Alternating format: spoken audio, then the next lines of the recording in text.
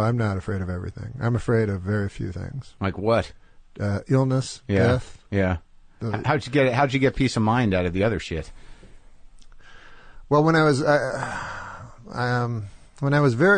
this is a weird thing that happened to me when I was young. Yeah. I don't know if this means anything. Let's try it. I remember it, but it was a moment I had that was it wasn't religious or epinaphic or anything, but it transformed me to some degree. Is that I was fucking so afraid of everything, and if I went to a store, I'd have to walk around forever before I could even face a person in the store to buy a pack of gum. I don't know why the fuck I was like this. Yeah. But anyways, when I was 9. There was we lived in rural Ontario, and there was a blind friend of my dad's that I had to, he said, take him to the store. And I was like, what the fuck? Like, I have to take this blind fucker? And I'm already shy and shit. So I'm taking him to the store, and then the fucker wants me to explain everything, describe everything to him. Yeah. So I'm like, there's some grass over here, and now there's a lamppost, and this guy's all happy. Oh, what about the lamppost? I mean, it's just a lamppost. Yeah. So it goes on and on, but something happened to me it sounds bizarre, but something happened to me where I was actually, instead of always looking inward, which I think I'd always done before that one time, I was looking outward. Anyways, while I was talking to him, I suddenly had a sort of a hysteria, like I was laughing. I started laughing and stuff. And I don't even know why I'm remembering this, but I started laughing about everything. And everything seemed like very, very funny to me. And then a couple of weeks later, I saw a homeless guy, and he was talking about, he started talking to me. Yeah. And he was talking to me about John D. Rockefeller. He's like, I was at John D. Rockefeller's funeral. Yeah. And all this shit. Yeah. And I was laughing at him and shit. And then he started laughing. And I was like, it's all fucking crazy shit. Like, something came to me. Yeah. Where I started, and so now I find everything funny except like fucking real serious. Like, I'm no fear of going on stage or anything about death and shit. Right. And so, but the other thing but the problem with laughing is I will get, it will build to a hysteria sometimes that I have to crank a couple of benzos to prevent a panic attack. You really? Yeah, I can get panic attacks. You can laugh yourself into an anxiety attack? Yeah, absolutely, yeah. I start laughing and then it gets out of control, like hysterical. It's and I still have extreme sensitivity to things. I always go by eyes. Again? I always go by eyes. You should. And it's what if someone's blind? It's not sexual. It's not only sexual. What if someone's blind? My dad knew a blind man. And my dad was in the war. He was a double generation older than I. He had me when he was 50. So he was in. That explains a lot. He was in the great one. And all his friends were old. Right. And so. Wayne Gretzky? He had a That's a good joke. So he had a blind friend, and he come over. And my dad said, do you want a Coke, Elmer? RC Cola. Oh, God damn. We don't got no RC Cola. We got Coca-Cola, the gold standard. Right. And this blind bastard wants an RC. So go down to Avonmore, pick up an RC. That's a 1.5 mile walk. Right. So I walk with this blind son of a bitch. And he says to me, he wants me to describe everything. So I said, okay, well, on the left there's some cows lowing, and, there's a fence. He goes, is it like a wood that's near petrified? I said, yes, it is. And how big is it? 3 feet. I said, John Neil Margerison used to own this land. He said, I don't want to hear that. He says, just tell me what is. And so all of a sudden, I saw things as they were. Well, I was very young, but I'll never forget that. Because I had to see for this blind man, I had to see and describe not my opinions, Right. So when I went by John Neil Margerison's house a half a quarter later, right, I didn't mention John Neil or anything. I just described the house, right, because that's all he wanted to see. And then I began to realize that life is what is, not what you think it is, or not even what it appears to be sometimes. Mm-hmm. But I think you would agree that your life or my life is just a series of facts, a series of incidents. It's not what you dream or hope or believe. It's what you do. I would say the exact opposite. What do you think it is? First of all, you mean to tell me this does not end with we suddenly realize, why the hell are we getting this blind man a different brand? That's not the punchline? Oh, no, there's no punchline. Oh, my God. I was definitely thought I was expecting it. being... Yeah, that was Didn't you see a million miles away? 1,000%. Why are we getting a different brand Coke for a blind man? That's not where we're going? Well, he didn't. His sense of taste was expanded. He doesn't drink it through his eyes. I guarantee you could fool a blind person with an off-brand Coke.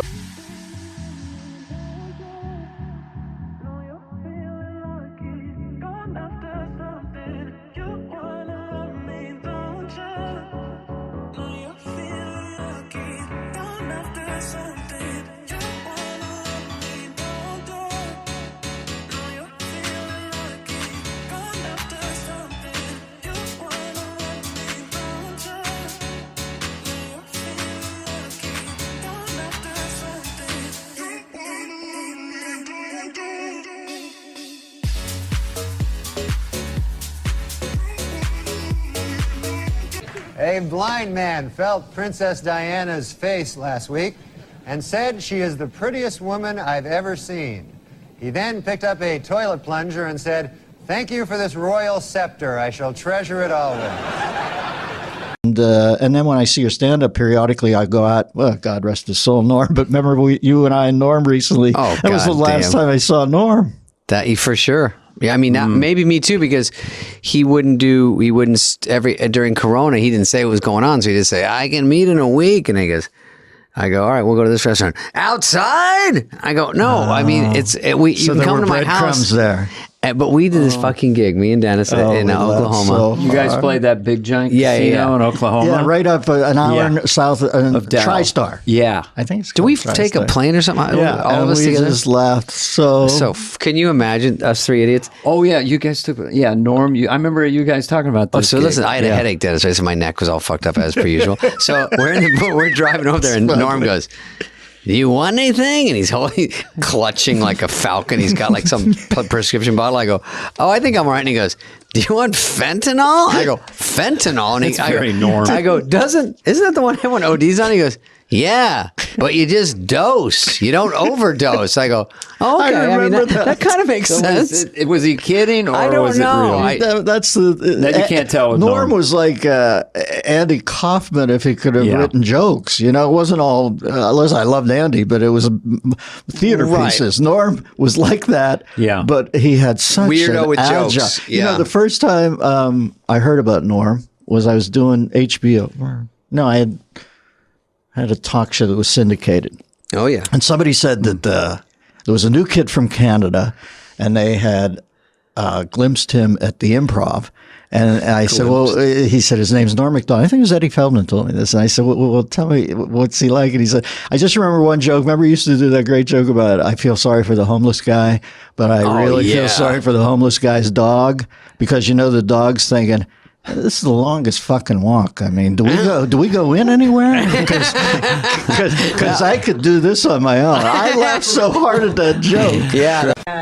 I'm trying to be a better person now. You ever try to do that? I give a guy some money out there, a homeless guy in the street, and this is a kind of odd thing. He had a dog with him. You ever see this? He's a homeless guy, but he's got a dog. That kind of odd there. Guy got no home, you know, but he's got a dog. Yeah. And the dog's really thrilled with this idea, you know. Dog's going, hey, pal, I can do this by myself very well here, you know. For the longest walk in the world you got me on here. What the hell? What the hell kind of a thing? What the deuce? That's one of his best I ones. say, well, see if he wants a gig if he's new in town. So they call Norm, and you know how they always say, put together a packet. And this made me laugh. This is the midwife joke that makes me laugh. And he says, Norm says he won't do packet. packets. And that word sounds so, It's so it funny. sounds grim, like you're a taskmaster when you say, I want a packet of jokes. He said, but Yeah. I'll send one joke and you can make a determination. So he said, remember the joke he did about Dahmer, where he essentially reads the UPI wire copy of the Jeffrey Dahmer trial, and it's so grim. I mean, it could not be grimmer. It's like Hieronymus Bosch sort of, and he disemboweled the young boy and ate the entrails, you know, all that stuff. And it gets to the end of the joke, and Norm says, in his defense, Dahmer said he started it. It's So, such a Norm. hire him on the spot. Hired him on the spot. Yep.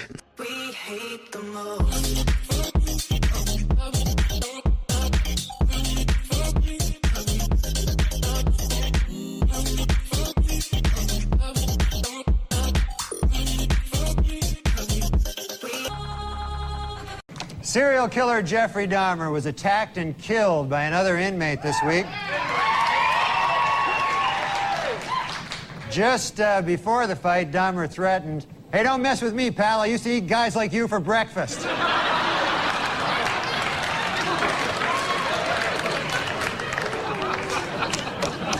Let's talk about you now. Let me ask you something. Yes, Another sir. guy from Canada has come and invaded show business here in the United States. With an acerbic wit. So many funny guys come out of Canada. What is it about Canada that produces all these comedians? What do you think it is? I don't know, because when I'm in Canada, no one's funny. You think it's the long, dark, cold winters? You just had to find something to laugh we about? don't have dark winters. We Well- don't live in the Arctic Circle. But they're long, aren't they? They're long and cold, and they're cold. And really cold. Yeah, they're cold. So when you're a kid up in I don't Canada, want to put too fine a point on it, but they're cold. You said this is the coldest you've ever been. You're Canadian, so are you okay with this? I've been colder than this. I've been colder than a vampire's. Go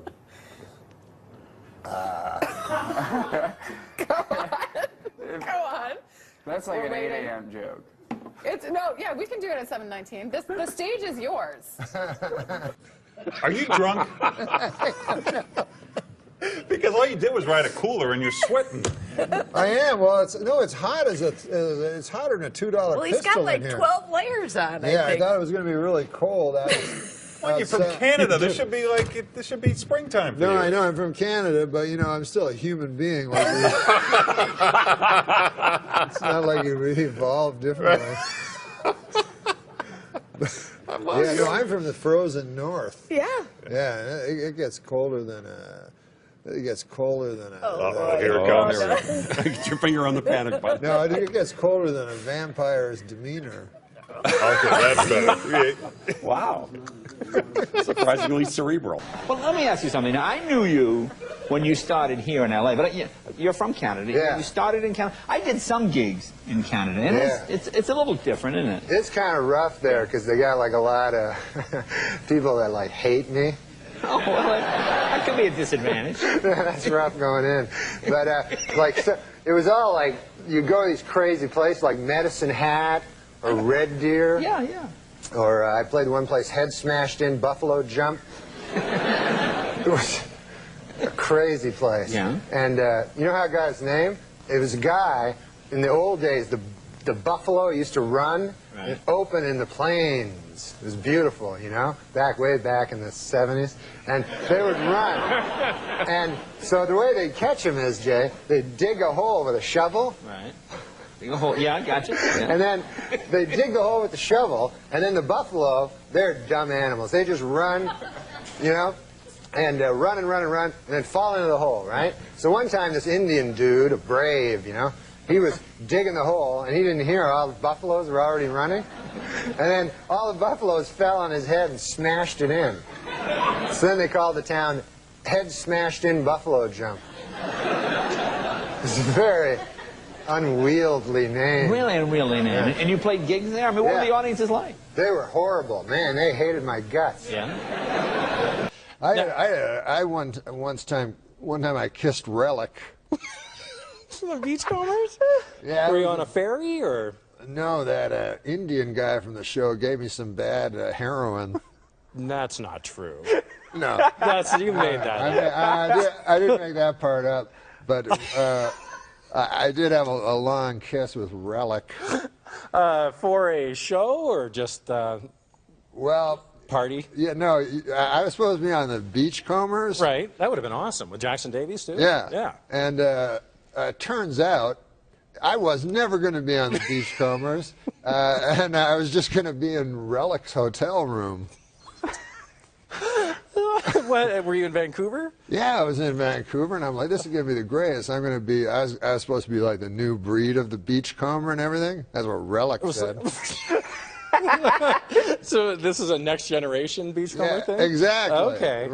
Beachcomber, the next generation. Relic was supposed to be the executive producer, and he'd make occasional like appearances. This is what he told me in his hotel room. Come on. This didn't happen. No, it didn't happen. Okay. I got to read this book. Sean. Hey, I should put that in the book. You should. I know there's a couple generations maybe between you two as comedians. Looking at a couple. Watching Norm over the years and some of the characters, what's it like being alongside one of the best? Oh, it's great. I mean, I love Dirty Work, and I love Saturday Night Live. And then I worked with Norm. He was my boss, my first boss in Los Angeles. Yeah, Sean's awesome, man. Future of comedy. If you show this clip like 10, 20 years from now, you're going to go, who's that old guy talking about, who the hell is Relic? Oh, I love that I'll story. be like Relic, and he'll be like me, like 20 years, when you look at this in the fall. In Canada, it's different. Like here in the States, you vote for the president, maybe you vote for the wrong guy, a war happens. Right. In Canada, it's not like that. You go, like, what's the big thing? Should they make that bridge? Right, that's the biggest. Yeah, so it doesn't really matter. So it's, It's too much we're pressure. very inconsequential, Canada. Yeah. Last time I performed here at the Just for Laughs Gala was 25 years ago, and I did so well, they invited me back. So that was nice.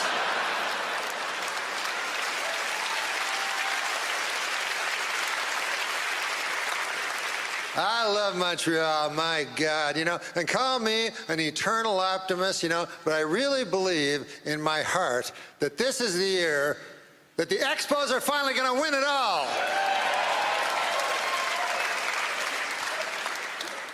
Montreal, famous for a lot of things, one of them being the greatest strip clubs in all of the world. Yeah. Last night, are you aware of Club Super Sex? Yeah, so last night I went to Club Super Sex. I chose the soup. Big mistake.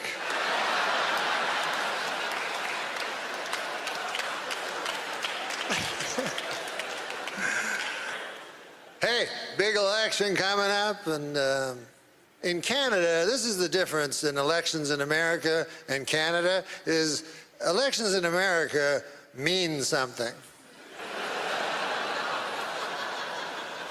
You vote for the wrong motherfucker, the world blows up. I don't need that on my hands. Whereas Canada, it's always like, well, what's your view on the bridge? I say keep as it is. I don't think they need to clean that up. That's fine.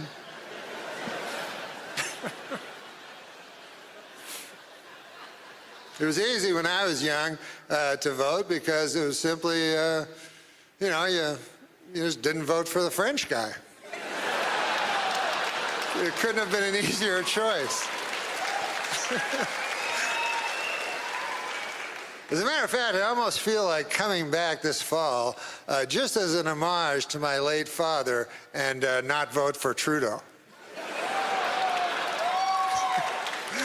My dad did not like Trudeau. Trudeau was my hero, though. I loved him, And since I've come back, I've been watching the news and everything. I've been seeing Justin, And I thought, by God, this Justin kid, he must be brilliant because his father was Pierre Elliott Trudeau. But then I forgot, he's got a mother. So that's kind of evens everything out. You know what's also different in American and Canadian election? In America, you get to vote for the President of the United States, and in Canada, you vote for some motherfucker who live down the street. In your riding. Whatever the hell that is. So then, that guy, he goes to the House of Parliament, you know, and he's like, oh, wow, this is big. And then the speaker's like, all right, well, what are we going to talk about? Anybody want to bring an issue? And then your guy's like, yeah, I just, our bridge ain't looking too good.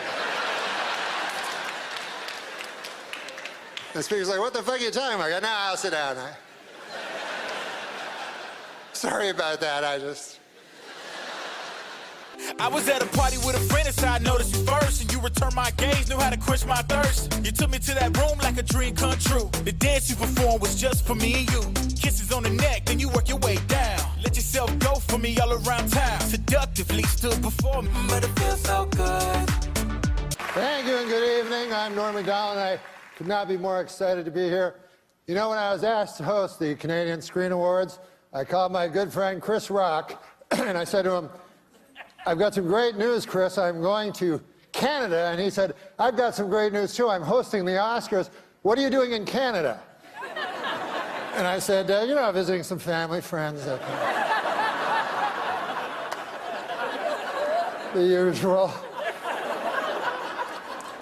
We're coming to you live from Toronto, or as you cost-cutting location scouts call it, New York City.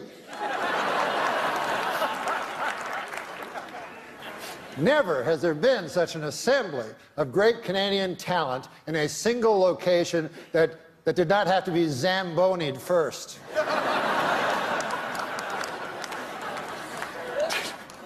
Tonight, the CSAs are being seen in over 50 countries. Isn't that exciting? Oh, wait, I'm sorry. Don't, wait. I misread that. 50 counties.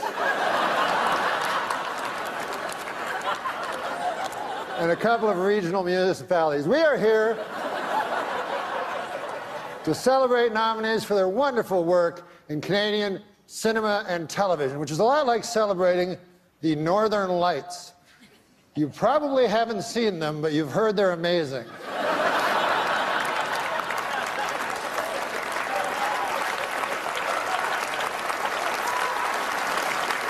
We have a lot to celebrate in our industry. Amongst the TV shows nominated tonight are Amazing Race Canada, Big Brother Canada, Master Chef Canada. Where do they come up with these ideas?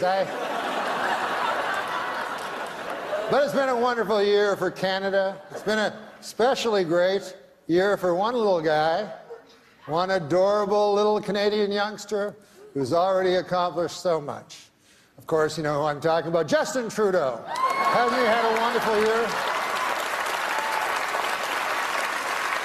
It's been a busy weekend getting here. We lost an hour. As you know, daylight savings time went into effect last night. I give it 6 months.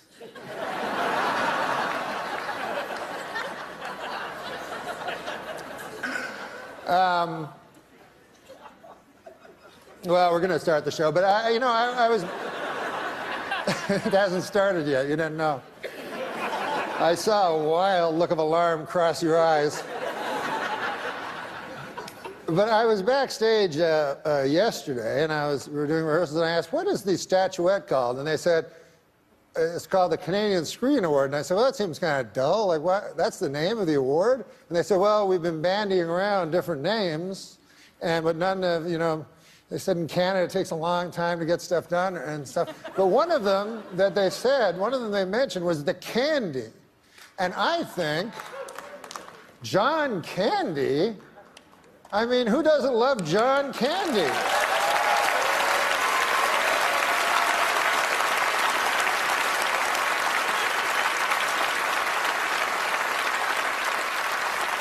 So, of course, the statuette should be called the Candies. So what I'm asking you to do is, if you are a presenter ignore the teleprompter, and say, the candy goes to. And if you are lucky enough to win one, go, I would like one a candy. What do you think of that? Can you go along with that? Excellent. That would make us a better nation.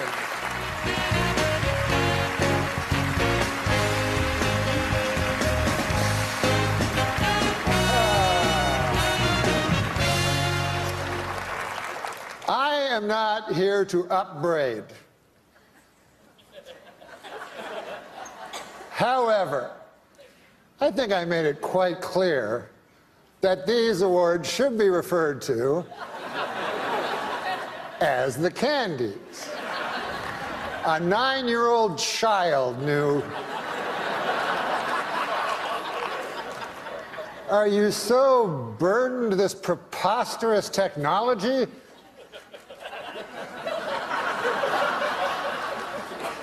So I would like not to see that again.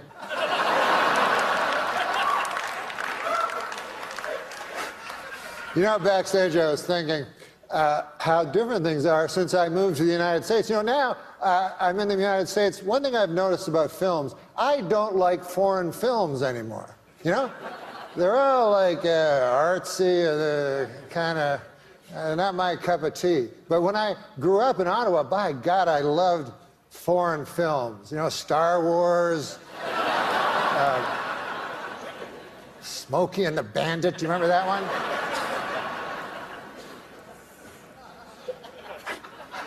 Here to present our next award, the Candy. And this will be the end of my upbraiding, I hope.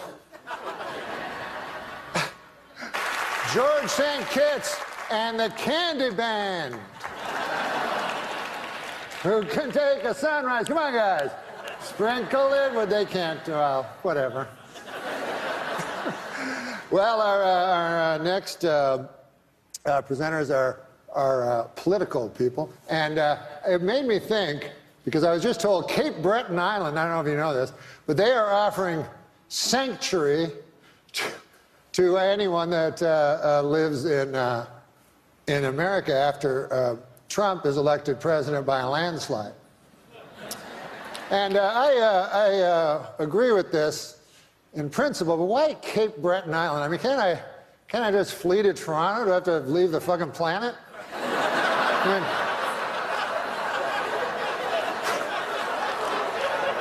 I just go to Baffin Island while I'm at it. All right, now, welcome to the stage, two Canadian. Oh, the candies are going great so far, aren't they?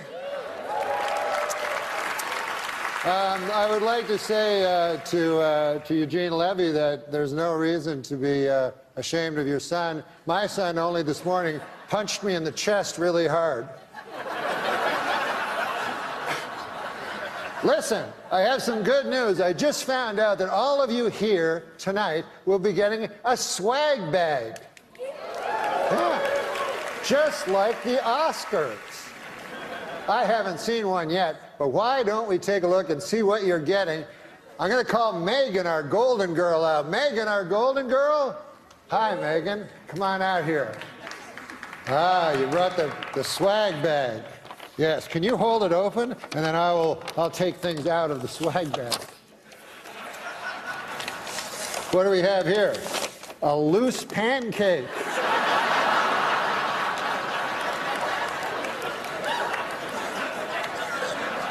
What else we got here, Megan? We got, oh, this looks cool.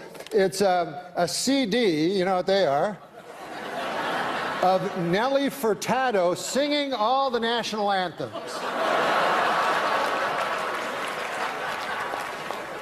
Torn from today's headlines. See what else we have. We have this. Ah, yes, this. This is a bottle of Eau de John Cherry Cologne.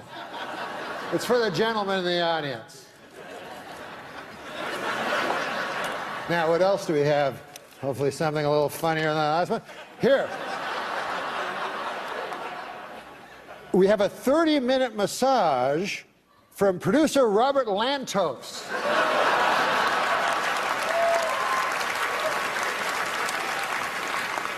Don't try to go for 50. You only can hit 30. And then what else do we have here? Oh, a curling stone. You know what these are made of? I always took them for granite.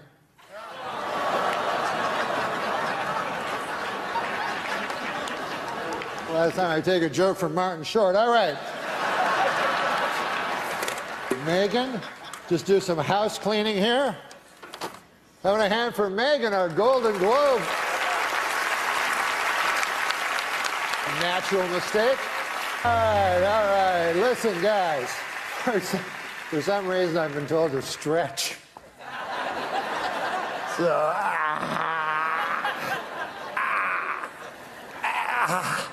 oh, I've never tried that before. The show's over, folks. Good night. But for the first candies, respect, peace. This is what you never hear. He made love to me in the ass.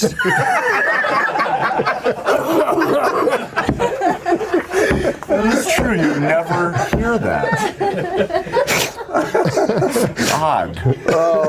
We're building to the end of the show. You got to top that one, though. The point is that Andy Dick was actually kicked off a porno award show for being too offensive. Well, they're giving away, awards for best anal. Yeah, I know, right? Yeah. So what could you have possibly done that was more offensive? Wait. Are you saying anal is somehow offensive? No, to some not to me. I know, no kidding. I think I was being drunk and disorderly. I must see that video I was going to show you where the girl shoves her foot up that dude's asshole. I can't get that vision out of my mind. I remember it, yeah. Yeah. Yeah. What, do you got any symptoms? I know a lot of stuff. Bleeding from my anus. Internally, I think. I mean, no, that's not a joke. That's true. Well, I know it's not a joke. Yeah. I don't know. I've been around jokes my whole life. Right. Well, I mean, I wasn't trying to be funny. That's true. Yeah. So you're. I'm bleeding internally, I think. So. You know what I mean? You're really bleeding from your anus? Yeah, I really am. Because you gave up that entire lifestyle that would make me think you were still bleeding from the anus, but you told me you'd given that all up. You're talking about alcohol, right? Yeah. Yeah. But how you love to go to those bars and get real drunk. Yeah. And then the next day you'd wake up and you'd be bleeding from the anus. What's the color of the blood that's coming out of Well, your the anus? good thing is it's not dark. It's Oh, not that's dark. good. It's brighter. If it's bright red, it's coming from the rectal area. Oh, okay. It's not as dangerous. Well, that's good. I haven't had a physical since I was 16. I'm terrified. And you're 30 what? 34. It's been a while. Yeah. About 18 years. So hopefully, number 6 on the must list, maybe the money will start coming. I'll be able to see that doctor. And let's not talk about your ass and shit all the time. No, I don't want to talk about It's unseemly. It's unsettling. It's both unsettling and unseemly. To me. Yeah. You know what I mean? No, I do. I mean, you brought up health and you asked about my health. I was just trying to be honest, you know. Yeah, but you're as fit as a fiddle. Sure, let's go with that. Well, you are. I think you are. Absolutely. Yeah. A new hangover-free vodka is on the market. Yeah, the ads claim that the 80-proof vodka is so pure, it's virtually headache-free. But before you run out and buy it, remember, it causes massive anal bleeding.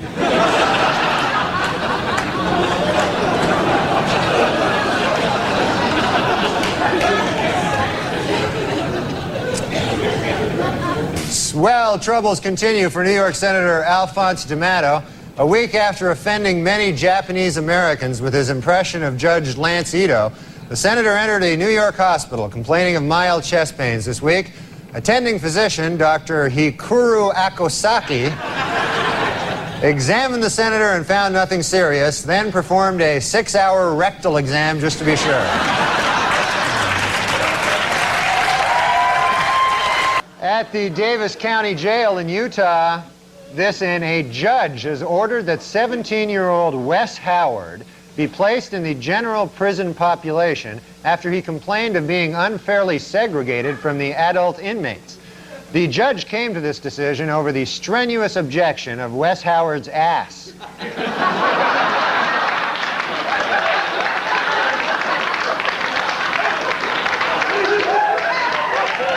Well, according to a new Entertainment Weekly poll, 72% of their readers say they would not be offended if a TV show lead character were gay. Though that figure shrinks to 1% when these same readers are reminded that being gay can involve anal sex.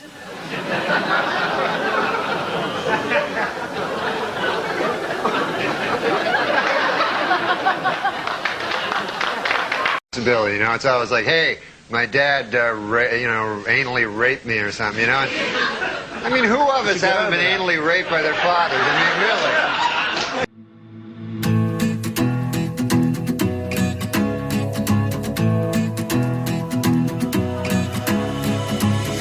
I've been searching for what's missing, but the answer... I don't see you that much because I heard you're afraid. You don't like flying. You really don't like flying. No, I don't care for flying. And you don't like one of the things, and I don't know if it's true, but you don't like it because they search you at the airports now. Yeah, well, I went to Canada, you know, my home land, and I decided to go there, and they wanted to search me, you know. Right. And I said, because I know a lot of this involves, you know, when they search you, they always want to search your ass. So I said...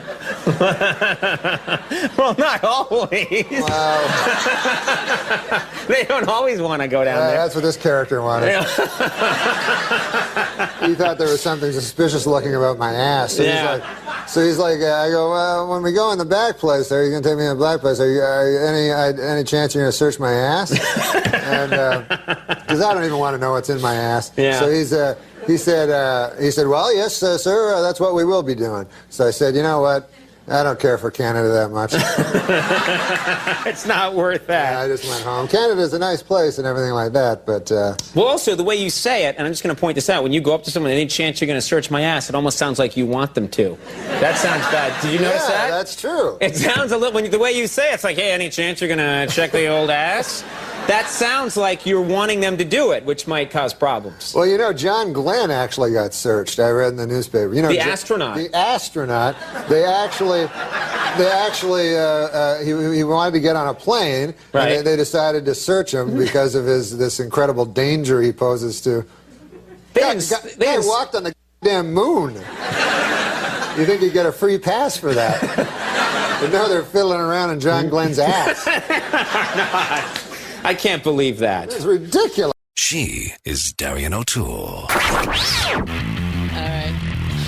Norm MacDonald's here. He's already pissed because he doesn't have green tea. No. He's already mad. He's mad. I'm not mad. I'm disappointed. You're a bit of a diva. You're a bit of a diva. What did they have? Did they have green tea upstairs? No, I'm on a. Is that the secret? Is that the secret to the sucky show upstairs? I'm on a green tea. I'm on a cholesterol diet to lower my cholesterol. Okay. That's all. I'm Norm MacDonald. I want some green tea. I didn't say it that way. You did. Yes, you did. I think you're misrepresenting. He did so. Michael, where's Mike's? No, I turned it on. I turned it on myself. Did you? Look at you. I pressed the button that said on, and now I'm on the radio. We got a whole bunch of Canadians in the studio. Yeah, it's There's a problem. It's an issue. I love your haircut. I totally. It's nice. I've never met you before in my entire life. When I walked but in, I feel like I was like, haircut. hey, stupid haircut. I know. Stupid. It was stupid. It's good. It's very short. Yeah. I like it short though. because then you don't have to do anything with it. You all right? You okay? I'm great. I just like having short hair because then I don't have to be like a woman, you know. Yeah, I've been letting my hair grow, and I got to tell you, it's tough. Like, yeah, you have to put stuff in it and deal with what it. Is it weird now? It's awful. Yeah, lucky Norm. Yeah, he has a cute face. All right, Norm MacDonald, 106.9 Free FM. Hi, Norm. Hi, Darren. How are you? I'm good. Sweet. What are we promoting? Because you wouldn't be here if you weren't promoting something. Because you don't love me. Yet. You will soon. Michael's promoting something. What is Michael promoting? Hi, everybody. This is Michael Gelbart. I'm featuring for Norm MacDonald. Oh, this is awful. Norm MacDonald's headlining. You're like. I'm just saying what we're doing. I'm just saying what we're doing. We're in San Jose at the Improv. Oh, see. And Norm said, That's a hey, good you want to place, come do this radio show? And I said, yeah. Free FM 106.9. The poor thing, though, he had to do the crappy ones first. Yeah, well, one of them I didn't like. I know. One of them, it made know. me skip the next one. That's how much I hated the first one. No, I don't. I love them all. No, you didn't. You did not. You're trying to instigate. You did not. I am instigating because you said it out loud. You're like, oh, good Lord. No, I liked Alice. it. You know, she's the girl, the nice girl. She's awful. She asked me out. She's terrible. She gave me her card. No, she didn't do anything. She's a lovely. She's awful. No, there was a couple of things. She said she didn't like my hair, and she said she didn't like my clothing. I love on the air. Really? That hurt a little, but not that much. And then she made me sing a karaoke song. You know. Yeah, well, that's what they do. We're on the air right now. It's Friday. It's crazy. It's but I liked zany, her. funny Friday. And I like the guy with the tattoos. I thought he was a great guy. No, I like them all, but the one guy was my favorite. He laughed at everything I said. The guy who doesn't have a name, who laughs at everything. But he's still a good guy, you know. We love him. So we're doing these shows, and someday we'll name him. Norm invited me to come, and I think this interview's going really well. Like Norm's reading. I'm reading the breaking news. Norm's just grateful I'm picking up the slack. He's like, as long as other people are. No, he's like, as long as other people are talking, I can sit back. He so doesn't care. No, I'm reading the breaking news, and What's going on in the world, Norm? Well, rocker Henry Rollins has said that Baghdad is safer than my hometown.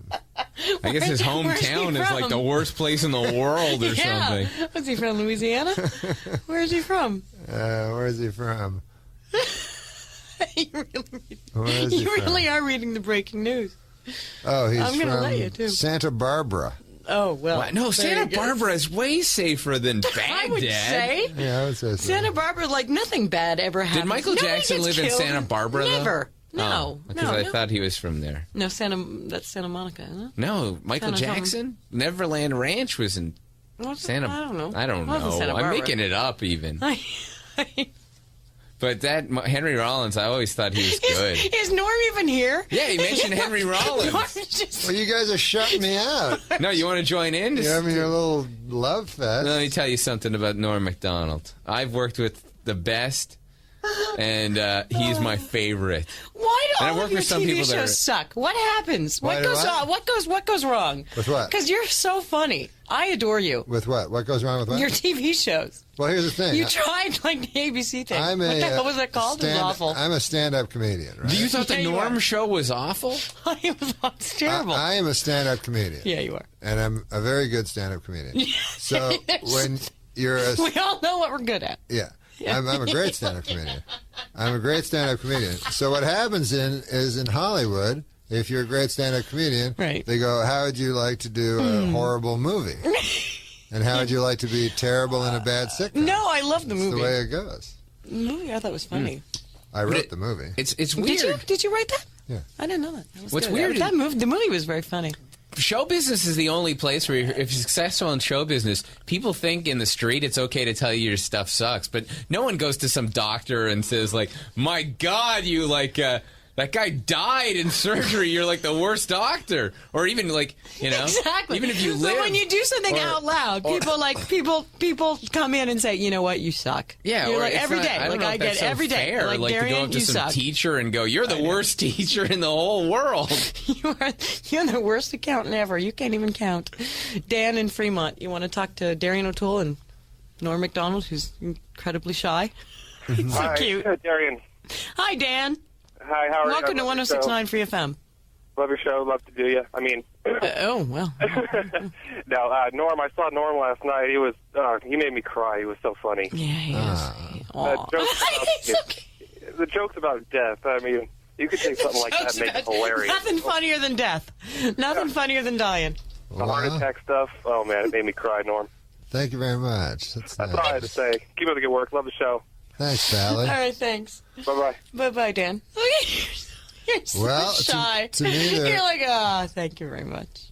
Yeah. To me, Darian, funny. death is funny because Let me tell you a little story, Dan. Okay, do that. I By all means, did Norm Macdonald. stand up. I did stand up for a long time. You're very good at it. And I used to be very good at it. Now I'm great at it.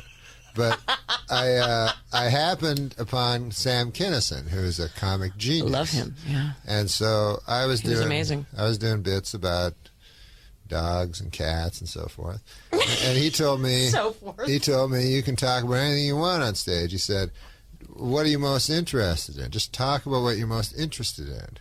And I'm not really interested in dogs or cats or socks or laundry or Me anything neither. like that. Oh. What I'm obsessed with is death. Really? Obsessed? Absolutely. Are you really? Yeah. Huh. Because Why be? why? Why? Because it's a natural thing to be obsessed with. Because No, Norm, it's not. oh yes, it is. No, people no, live, Norm. No, it's not. People live in a denial of death. People live. I have faced death. People live. I've been dead. Did you know that? No, I didn't. Yeah, I was. What happened? I was dead. I was dead. No, I died. you weren't literally no, dead. seriously, I died. I died on the table. Well, that for like 36 seconds, whatever it was. Well, but you weren't dead. I was. Really? I came back. Seriously. No, for real. No, seriously. I was dead. Wow. I know. See? Look at him. But since then, see, look, now Norm Macdonald cares. Yeah. Now he gives a rat's ass. Wait. A minute Yeah. ago, he's like another stupid radio show. isn't that an interesting? Don't you find that Death? a very interesting part of your life? Oh, yeah, absolutely. More than Defining. cats and dogs and stuff like that? Definitely more than cats It's and dogs. defining. It is. It's defining. But you don't. But you know what? I didn't have there was no. I was expecting something like the fires of hell or some angels, people, something. that happens. I got nothing. No, I that had happens. nothing. You didn't die long enough. That happens in 45 seconds. See? You were wasn't 9 dead. seconds from the great stuff. I always come this close. Yeah. I never just get it. Everyone knows it happens at 45. That's great. That's interesting. Norm's impressed now that I've been dead. No, I love that. But did it change Norm you? is finally interested to be here. No. He's like, well, because you've chick's been dead. You've just admitted that was a defining moment in your life. No, but afterwards, So did it change you at all? You too are very interested in death. I am. Yeah. Yeah, we all are. We all are. We really are. It hinders us. You have to. He's scary. You have You're to live. scary. You have to no, live. you're looking at me like you're a freaking zombie. You're because he's the undead. Scary. I would go for that undead if a vampire. Really? Yeah. Would you? If you had a choice? If you there could was a live vampire? Yeah. Yeah, I'd take You the would deal. you would do it? Yeah, instead of dying. You really would. Absolutely, in a second. Because it's the only thing I don't want to do. You know what's crazy? He's not kidding. No, but here's There's the something thing. wrong with this guy. If you're going to become a vampire, but you know you're close to death, you're like 95, then you become the vampire. Right. But you don't want to do it See? at like 30-something. No, because that's you got to deal with their whole... Let me tell you Yeah. this. That's a Everyone good wants point. to live forever. Everyone. Yeah, but Would you agree with that? I would agree with that. Yeah. No one wants to die. No one wants to. We don't want. Nobody wants to die. We don't want to die. Yeah, Dying sucks. It's Right. not fun. Right. No. And so no fun. And so, by precedent, we think we are going to die, and so then that, Norm Macdonald says on 106.9 Free FM, dying sucks. yeah, It's revolutionary. and it's always there. It's always in the back of your head. And it stops us from doing things we want to do. There's like that fear. He's not kidding. There's something wrong with this dude. No, He there's gives me nothing the wrong creeps. with... I honestly don't think there's anything wrong with him. Yeah, people are obsessed with death, and he's just one of those people. All right. I Ben. guess. Ben wants to talk to you. Ben in Livermore. You're on the air with Darian, 106.9 Free FM, and Norm Macdonald, who's creepy. Hello? He's just creepy. New songs on the radio sounding fake. Prince and Genesis were better anyway.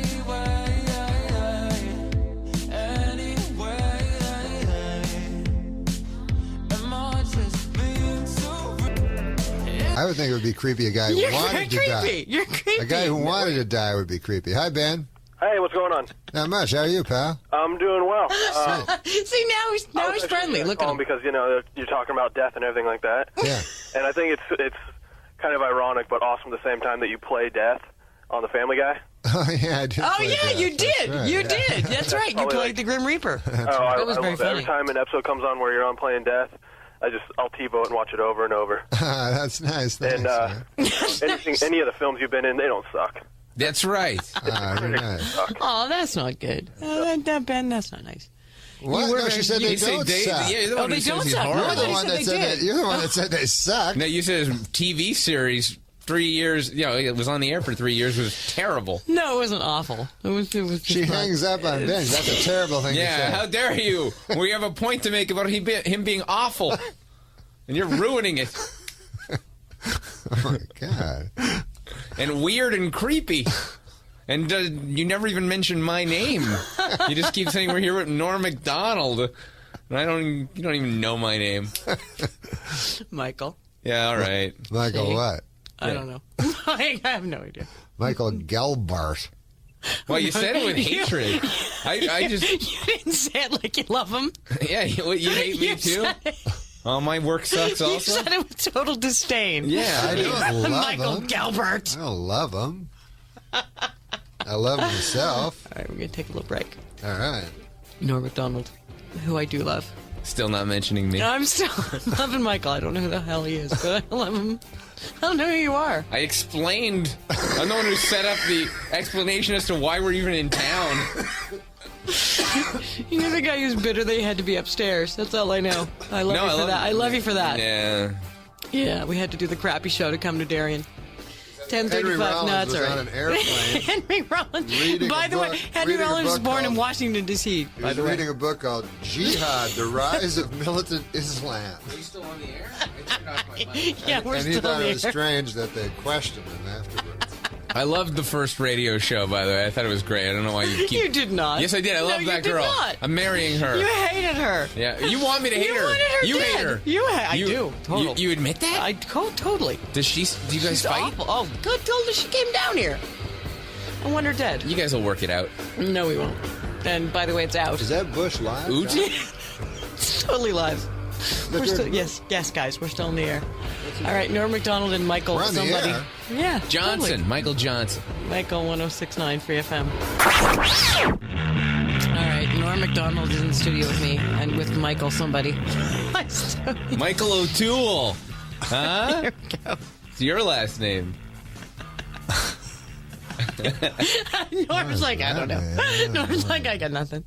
Norm and I were discussing Marmaduke. We were arguing about Marmaduke. That's how ridiculous it's Yeah, gotten of that in here. whole We were conversation. having- That's what you come back. The worst. He wanted green tea. He came in here looking for green. He's like, can we get you some water? No, I want green tea. I got nothing. And then we're discussing Marmaduke. It's for my cholesterol. Low cholesterol diet. Yeah.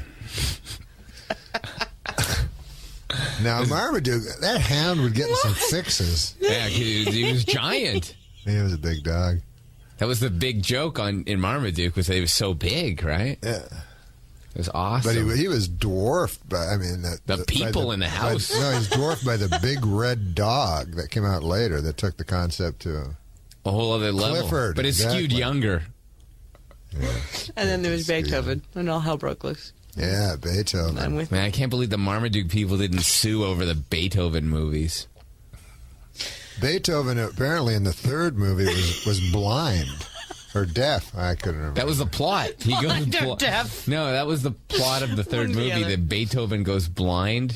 No, because the real Beethoven wasn't deaf. I was trying to make some. No, he had to play blind. Norm was going for some subtext there. Yeah. You missed it, Michael. I didn't, You missed yeah. You totally missed it. I, He was trying to be smart I'm sure I'll there. be okay, though.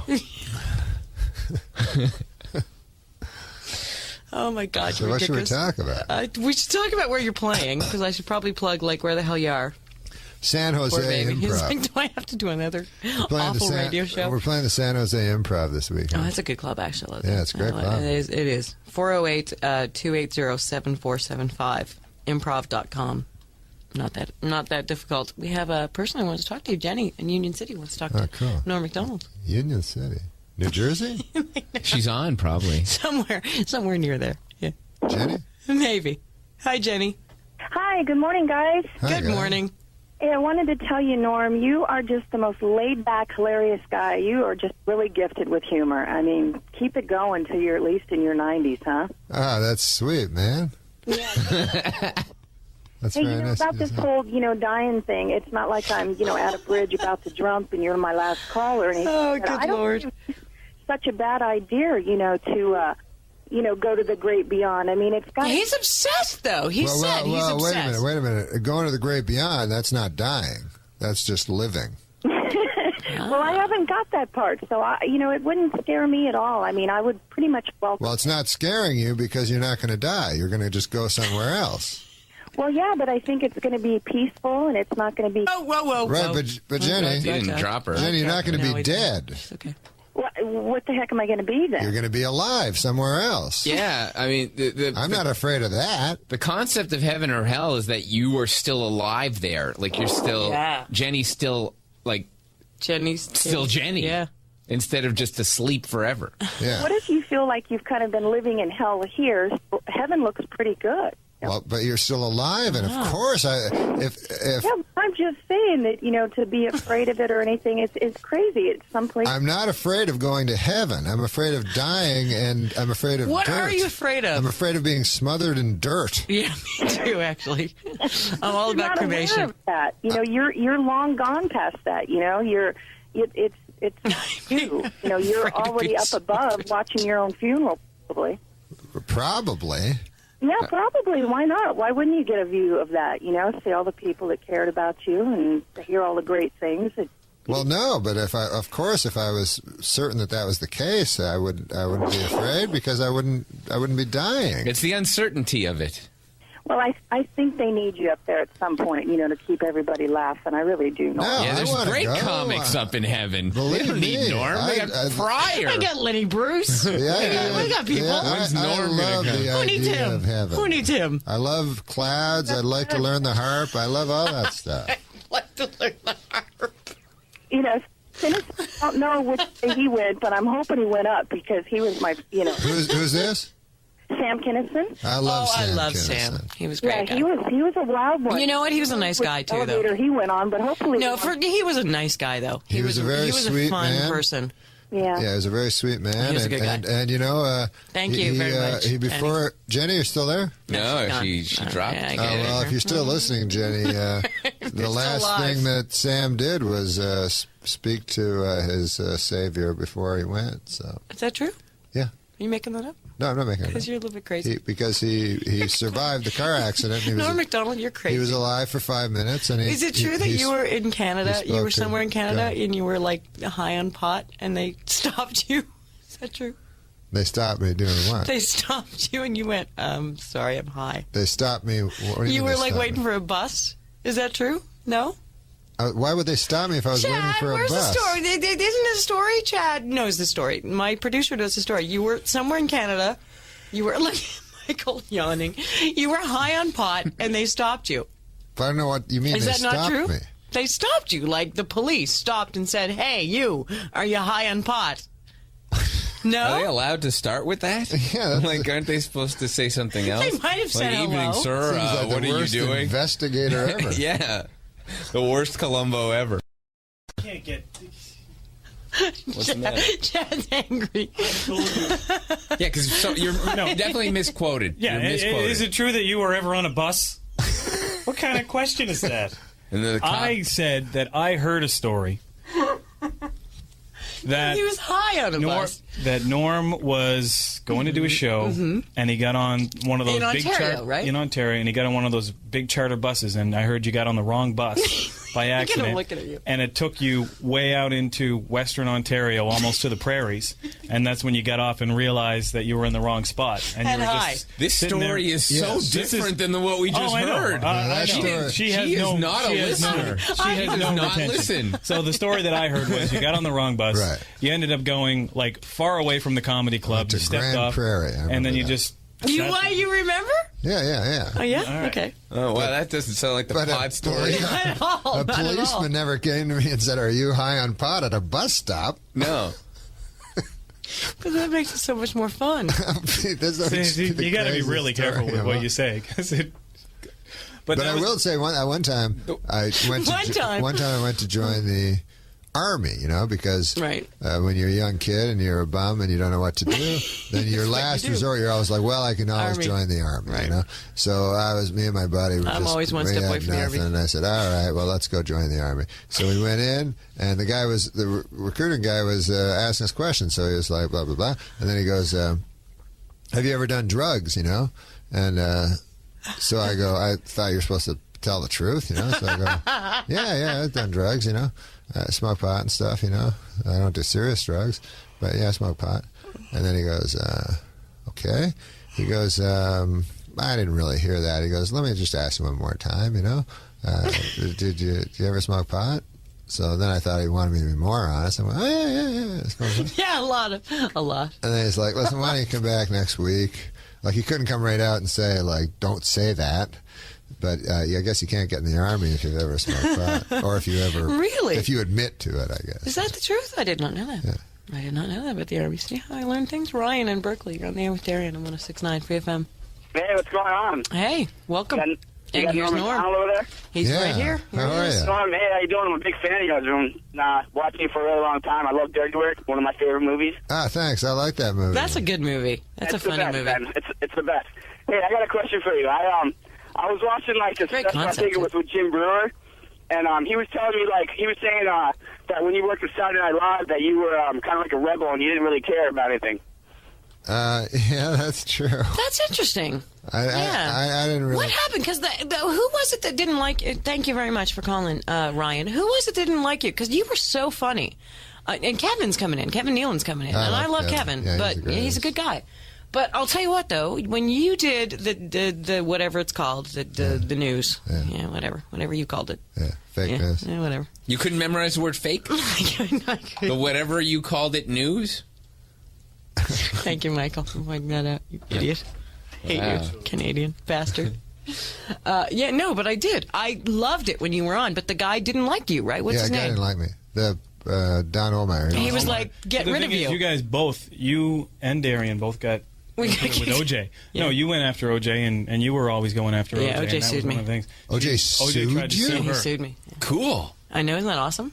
Wow, good thing he didn't kill you. I know, but it's right? great Thank that God I'm not a blonde. if he sues you, he has to prove that what you said was untrue. I know, which good luck. Yeah. Good luck, But Omar guilty. was buddies with OJ. Unless Nicole was using that sock as a tampon, he's guilty. He's it's stuff like that brought the suit. Stuff like that brought I would the lawsuit. sue for that comment. But that's the big thing. He was a big. Omar was a big sports nut, and Norm would go on and rip on OJ all the time. Like you ripped on him, and she ripped on him all the time down here in the Bay, and he got word of it. Yeah, he got word of it and said that he was sue. I was all over him. Wow, he sued you. That's cool. That's I know. Great It's story. a nice thing. Do you have the letter? Did you frame it? I would have framed that. Of course. Please. What? Do I not seem like a narcissist to you? Have you missed something? The part where you didn't listen to the guy's bus story, and you made Norm a drug user because he got on the wrong bus. All I heard was Norm that was bus the moment pot. I knew. That's all I heard. I didn't. Warm bus pot. I didn't even Is it memorize true you were at a bus stop? And a policeman said, "Are you on pot?" Yeah. How could that possibly be a story that ever happened to anyone? It couldn't. It couldn't happen. And it didn't. The guy hated that moment so much he stormed in. Like some guy, he came in to correct it. He was... All right, shut up, people.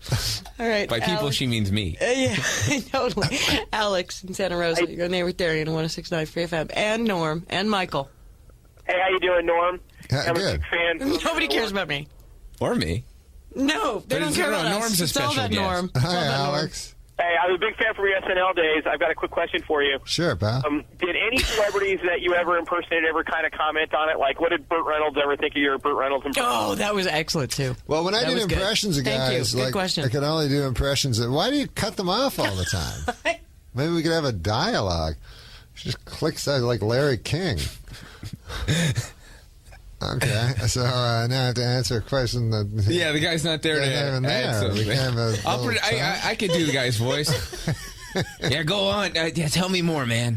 No, when I did the impressions of the guys, I'd always do impressions of guys like I liked because guys I liked, I've watched. Like, I watched Burt Reynolds ever since I was a kid when he was on the Carson show, and David Letterman was like my favorite Did you guy like ever. Carson? Because I hate Carson. You hated Johnny Carson? I really didn't like Johnny Carson. Well, David Letterman. I love Letterman. David Letterman was the guy that To me, like, I that's the loved. guy. He was my Me too. generation's guy.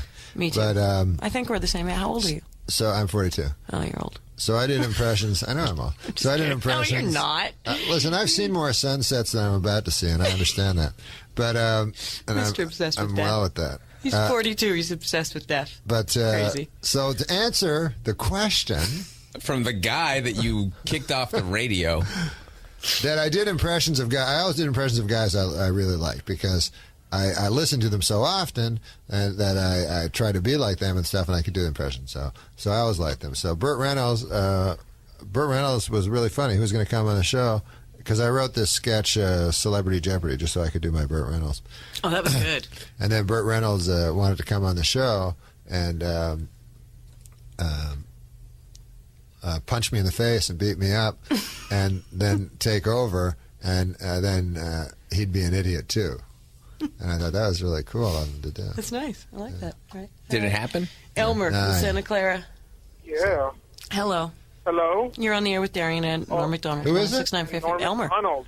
Elmer. Hey, Elmer, what's up? Nothing much. I'm going to go see you tomorrow. Oh, cool. Good. Yeah. Yeah, he's playing at the Improv, at Oh, yeah. San Jose Improv. Thank you. Yeah, okay. He's like, he knows he's coming. There's Yes. a click. Thank you. Dirty Work number 2? Are you going to make it? I'd love to make Dirty Work number 2. With Artie. Yeah, I'd love to Artie. do that. Artie and I have been talking about Artie's it. a good guy. Yeah, Artie's a great guy. It's kind of like a little following, like, Office Space. Yeah, it's got. I would say that it's got that same Well, kind of people cult like it. thing. Yeah, a lot of people like it. Office Space is a great movie. And, Yeah, but so is Dirty Work. yeah. I think that Dirty Work 2 would be a great idea. Yeah, man. See now, he's look at how nervous he is. I'm keeping this person on just because it's annoying you. And no, it's when not I annoying click me. him off, I you like like it. talking to She Elmer. wanted to call to annoy Darian because I don't like her. Oh, You don't like me? What, Elmer? Listen to yourself. No, Keep I can't. going, Elmer. Never. Elmer's hilarious. I mean, come on. Elmer, why are you listening if you hate me? Well, I'm only listening because of Norman. Yesterday because of Patrice. So, Oh, fair enough. Okay. yeah, it depends on the guest you have. That's fair. Like Joe Rogan, when you put them on. Joe Rogan, oh yeah. Joe Rogan's Rogan was- good buddy of mine. Yeah. He was here for 3 hours. Yeah. Yeah, that was pretty cool of you. But See? other than- See? other than See? your- So I got something, right?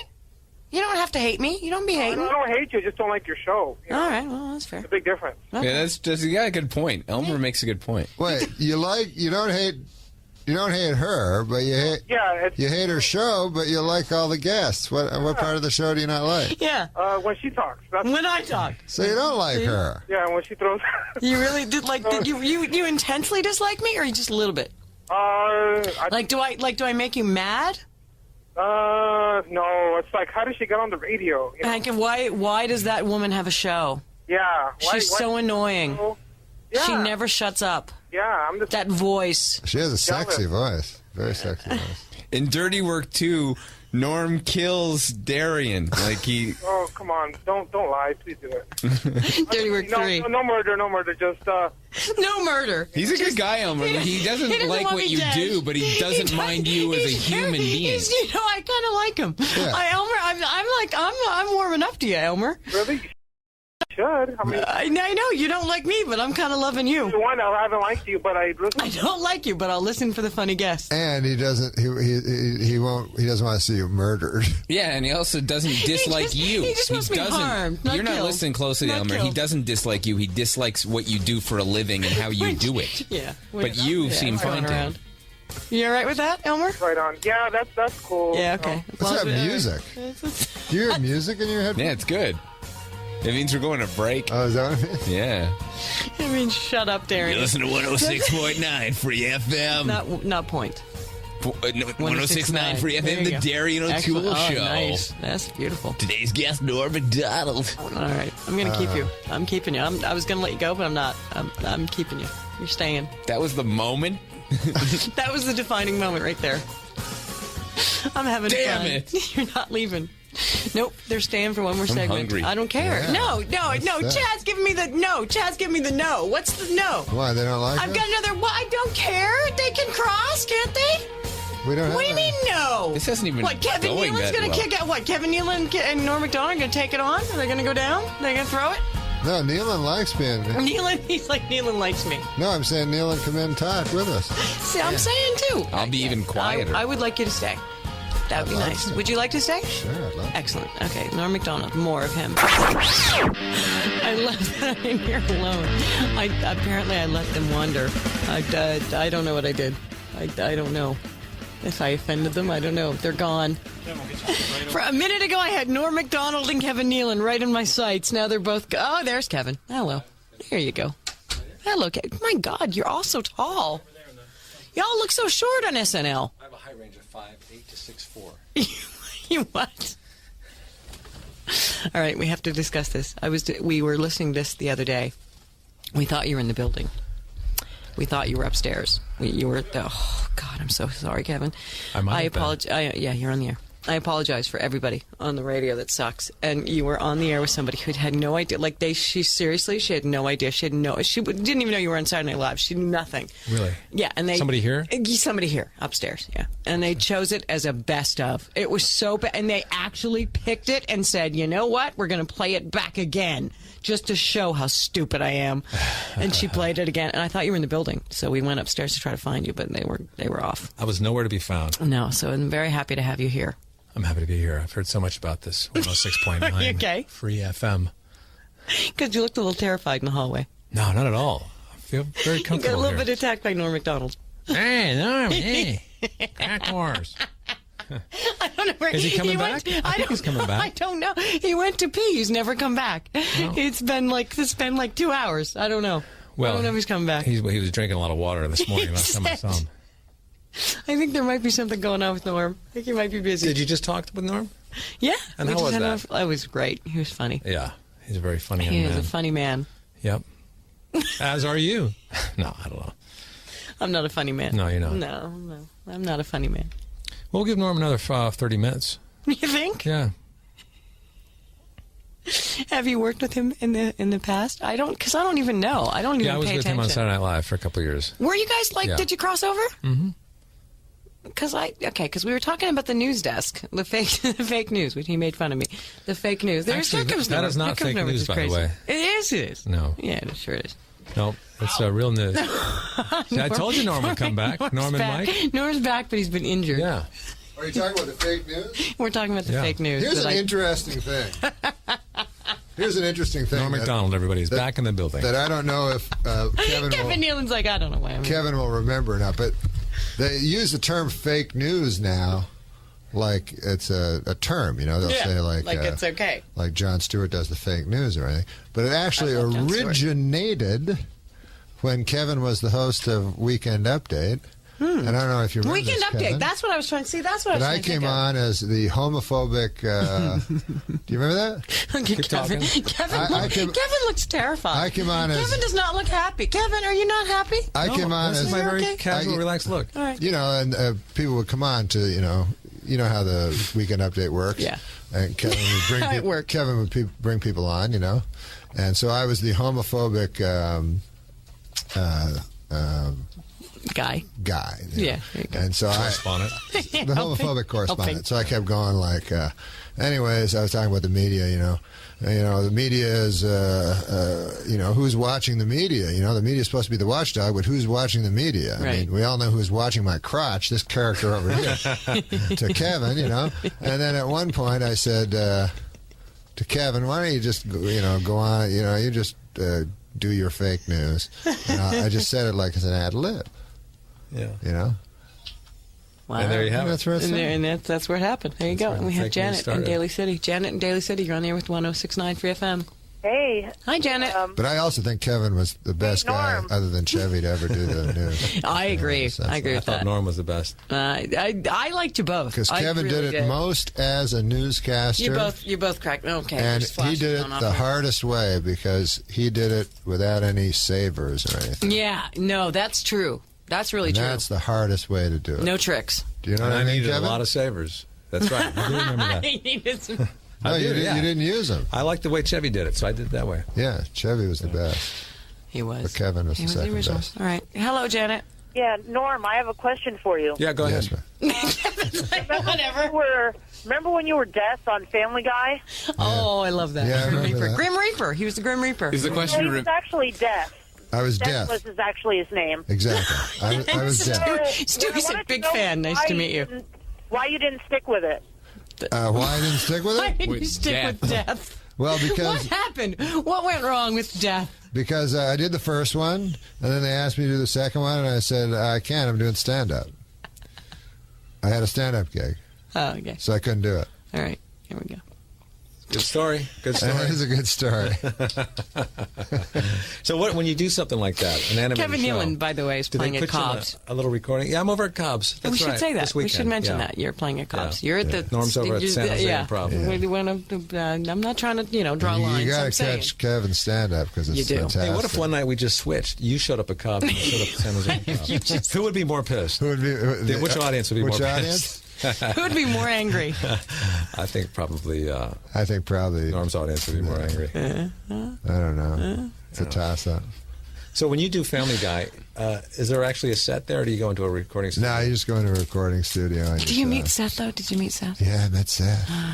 I love You're like him. obsessed with I'm him. totally obsessed with him. I'm stalking sexy. Seth MacFarlane. He is sexy. Do you actually leave town to stalk him? Because if not, Yeah, it's like the I worst was like, stalking ever. no, when I did my audition for this show, I was at KLSX down at our sister station in LA, and I was like next door to Fuzzy Door, and I was like in the lobby. I was ridiculous. Have you ever been over to Cobb's? Oh, of course, I go to Cobb's a good all the club, time. isn't I it? love Cobb's. It's excellent. Here, Seats Kevin about Nealon's playing there. 400. Yeah. No, I'll be there tonight. I think there's like 2 shows tonight, 2 on Saturday and 1 on Sunday. But it's a good club. It's a good club. San Jose Improv's a good club. Seth might show up. There you go. Something funny might happen. Yeah. Yeah. Kevin Nealon's so pissed. He's Why like, do you why keep am I saying here? that? I'm not pissed. You seem angry. That's you what you have said an about angry me for demeanor. the first. I have a very gentle, kind You do demeanor. not. No, The you least don't. No, you angry don't. guy I've You ever have seen. you have an No, angry tell her. demeanor. You have like a and I understand you've been on sucky radio shows, and I get that. But I saved the best for last, and I'm very happy to be here. I'm so happy this is my last one. On some level, you think people don't like you That's before what you it even is. meet them. Yes, there's a There's something wrong self-esteem with me. problem. Yes.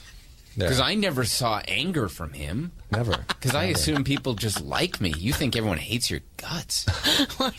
yeah, I go right to that. Yeah, you got to relax a little bit. We all love you, and we're not angry. You love me, Kevin? Yeah. You do. Why are you so angry? What's your issue, Darian? Hey, Norm, a lot of people ask you, like, who's the worst host If they're on the show? interviewing each other. isn't that If the I worst just sit here and question? laugh, they'll interview each What are you other. gonna say? I don't care. Man, I say nothing. I say, the books say certain things like that. Tom Shell's book. Have you read that? Yeah. Oh, yeah, that's a good book. Yeah. I'm shocked that people come out in that Tom Shell's book and save people. Yeah. What happens with that? Like Will I thought mentioned Tom the Hanks guy. was great. Yeah. Like Will mentioned Who was the guy the worst? that was the worst host. Who was the worst for you guys? I would never Who was say the worst? even Oh, if- come on, yes you would. No, of course Come I on, you would. to Why me. would I say that? The Because thing you love about me. that show You is just said you love me. Every host that comes on there is terrified, so they're on their best behavior, and they want to be liked. Yeah, And that's so true. If somebody It's got to be terrifying. Oh, my God. It is. Because you guys are used to it, right? I read a Jay. Actually, I didn't, because I've known Jay Moore for a long time. Okay. And I read his book. No, yeah, I know exactly who. But I've known him for a long time, and I had no idea that he was so terrified when he was on SNL. But he was. It was the worst time of his life. Oh, yeah, he wrote his book. right? Yeah, he worst was like 5 minutes of his life. the worst 30 seconds he ever went through. Really? You got a book out of it. I know. I mean, I know. You can't really, And actually, it was riveting. It was, but he ripped all of you. Well, it is terrifying to be on that show. Oh, he ripped us? You Oh, don't let me say this You about don't even remember him, do you? You have no No, I idea know, who I I'm know talking Jay. Jay Moore, and this is in his book, but this was funny. He's like, aha! You have read the book. No, yeah, I read the book, Okay. but I'm saying I'm not saying anything out of school because he wrote it in his book. But Jay Moore, didn't say anything about it, Jay but Moore did a sketch called "Good Morning Brooklyn" or something. He's a like that. funny guy. Whatever, I'm telling the story. He is. So he wrote he did a Fine, sketch. Jay. He wrote a sketch called "Good Morning Brooklyn" with Marissa Tomei or something like that. Mm-hmm. So anyway, Somebody like that. Something like so that. anyways, a comic phoned in and said, I do that in my act, Jay Moore stole that from my act. So the producer, Kenny Among, he goes, well, listen, guys can get different ideas. You know, you can't prove it. And the guy goes, well, actually, I can prove it. He sent a tape. Oh, no. And it was I saw the tape. It was the most hilarious tape. It's the stand-up comic doing the bit. And Jay Moore is in the front row laughing. No, really? No way. Yeah. Not the front row. So Saturday Night Live. Something like that. Yeah. The second Really? row. I can't imagine comics just Something sitting less in the front row. embarrassing. So Saturday Night Live had to pay this guy. Wow. It's in the book, so. I didn't know that was in the book. Did he That's ever good. admit to taking it, or? Yeah, it's in the book. It's in his book. I don't remember that. He had to admit at that point. I don't like to read those SNL books. You know, every time you turn the page, you think something bad's It's going to be always said women about hate, you. and it's always like they say they hate women, but I mean Tina Fey is on there all the time. They don't She's like hate the women. They don't hate no. It's Lauren Michaels loves women. No, every Valentine's Day, he sends like a rose to every woman. Remember that? Yes, Norm? he did. Each Did he woman really? on the cast would get a nice long stem Is that rose. true? Yeah. That's the guys nice. would get crap. Who were the women on the show when you were guys? Who the hell knows who they were? Yeah. Well, Who? Kevin had Who now? very talented women during his time. They're all Jan you all Hooks, blend together. Nora Dunn, Oh, I Victoria love her, Jackson. yeah. I was actually dating Jan Hooks at the time. The first Were year you I was on. really? Yeah. I didn't know that. So he Did probably she? had. They were probably the most talented women. You and since Jan the Hooks were getting to know. This is interesting. You and I Jan didn't Hooks say were we're getting on. I said we're dating. Oh, yeah. All right. So you're getting nothing. Yeah. Kevin Nealon actually had a chance to date Jennifer Aniston at one Did you really? It was just like 3 months. I didn't know that. Yeah, we did a short film together. What film? I don't remember. What are you talking about? No, It wasn't Leprechaun. I'm saying, Please not be remember you Leprechaun. lived in New York and she was a hostess? Oh, yeah. I never dated her. What happened was, when I first got on the show, there was this restaurant around the corner around my house, Right. and there was this really cute hostess in there. It was just a little hamburger place, and I would go in there, and the food wasn't really that great, but I just loved seeing her and looking at her. Miss Jennifer Aniston? This is in '86 or '87. Wow. And then she left. I didn't see her for a long time, and then I run into Jennifer Aniston, 10 years later. And she goes, "You used to come into the restaurant I was hostess at a lot." No This is way! before she got into show business. And I said, "Really? Which one?" And she goes, and she named the restaurant. I thought, wow. See that? That's good. See, Good story. powerful man. Good story. So you could have asked her out. I you know? could have. He was on He TV. could have. He didn't. One time I was on the show and Jewel was on the show. Nice. Oh, with her crazy teeth? Yeah, but Yeah. I That's what everyone knows her love for. Her. Yeah, I I love know, her the jacked crazy up teeth. No, you really? You Yeah, like the because, jacked up because teeth? I find it cute and she's just my perfect type of girl. I really like Yeah, Jewel. she's hot. So I go to the I'm at the show, right? And I'm like, oh man, I'm going to meet Jewel. So she comes out, running out. She goes, Norm. Oh. She goes, she hugs me. She goes, I have the biggest crush on you, right? And so I'm in shock, you know. And she's like, are you going to go to the after party? So then I'm playing it cool. I'm like, yeah, maybe, you know. But, in reality, you're the first one there every week. So for the whole show, I'm just playing it cool and everything. And she's like, "You're gonna come, right?" Yeah, I'll probably be there. You know? So, but meanwhile, I'm like, I can't wait for the show to be over, and go there, and marry Jewel and everything like that. You know, I was all super happy. So then I go to the after party, Super right? happy. I go to the after party, and I show up late, you know, because Nice. Because it's the after party. And here's Jewel sitting all alone in this booth, you know. So I come, I sit down, talking to her in the booth. All of a sudden, a French dude shows up, right? And she's like, "Oh, this is Pierre, whatever the hell." They start necking. Pierre, whatever the hell. Wow. They start Pierre, necking whatever in the front hell. of me. So this whole time she was setting you up. She You come to was the after just- party? she's playing you. She Playing had a you, dog. boyfriend. She was kissing. Playing you. So I was like, oh man. Michael's. No, I don't think she was playing me. I think she really did like me. And so then, But then she was in. so this would have been the smart play, right? Right. To be cool and nice and everything, because when she broke up with the French guy, then I'd have a chance. But instead, I'm making all these anti-French comments and being a dick, and then she doesn't like me, and then her, she busted up with a French guy and married a cowboy.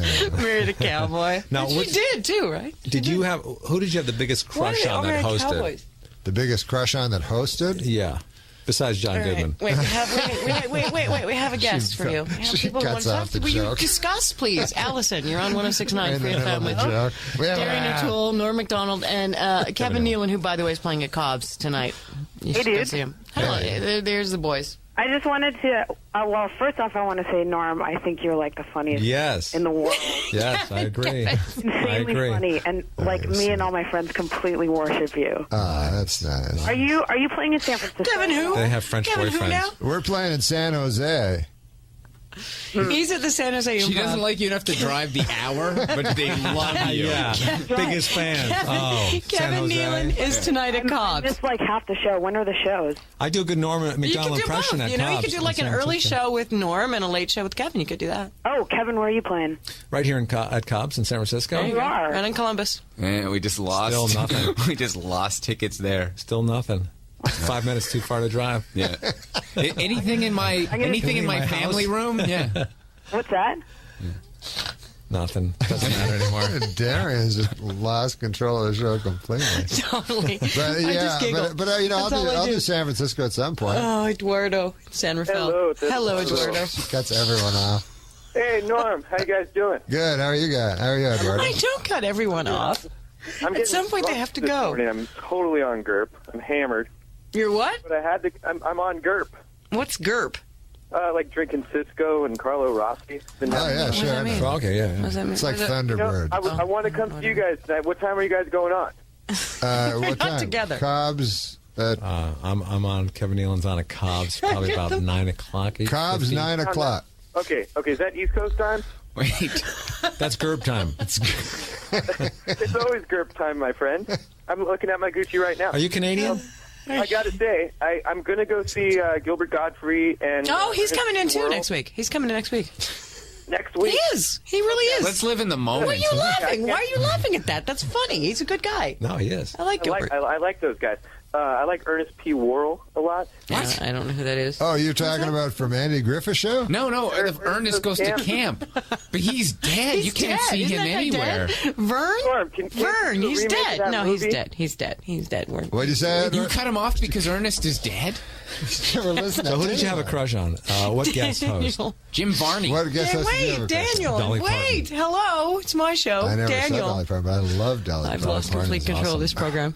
Daniel She in was hitting Vallejo. me. You're on the Dairy And No it Tool seems show like with she's available. It seems like you She did seem that Hello. way. That's what I've heard about. 106.9 Free FM. Yeah. Good luck. Who you talking to? I'm talking to Daniel. I don't know what the hell you're talking about. Daniel.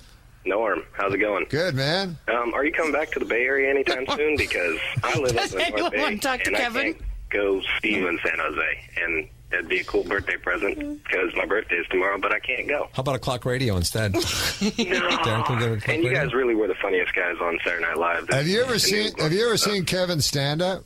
I've seen He's him very stand funny. up, but He's I've very not funny. seen him do his stand up. His stand up very is funny. unbelievably good. It funny. is. It's true. That's true. Oh yeah, Norm, did you lose any big money on basketball? Also, that's what I wanted to know. Nobody listens on your. We're really trying. I quit sports gambling. Did you? Don't lie, Norm. You don't have to lie on the radio. No, I did. I lost a tremendous amount of money on it, and I finally gave it up. I play poker, though. Oh, I love poker. No, you coming back to the Bay Area anytime soon and not playing San Jose? Not playing San Jose. Yeah, I'm Like doing. that's Yeah, not I'm the Bay coming. Area. I'm coming to San Francisco in a few I'm cutting months. him off, by the way. See? All right. See how I roll? That's how I roll. That's how I roll. What kind of poker do you play, Norm? No limit. No limit? All right. Replace More the money at the you know Commerce what? 4 times As long around. as they want to stay, I'm letting them because they're funny 18,000 boys. last Kevin night. Nealon and Norm MacDonald, 106.9 You Free won FM. Darian O'Toole, middays 10 to 2 on 106.9 Free FM.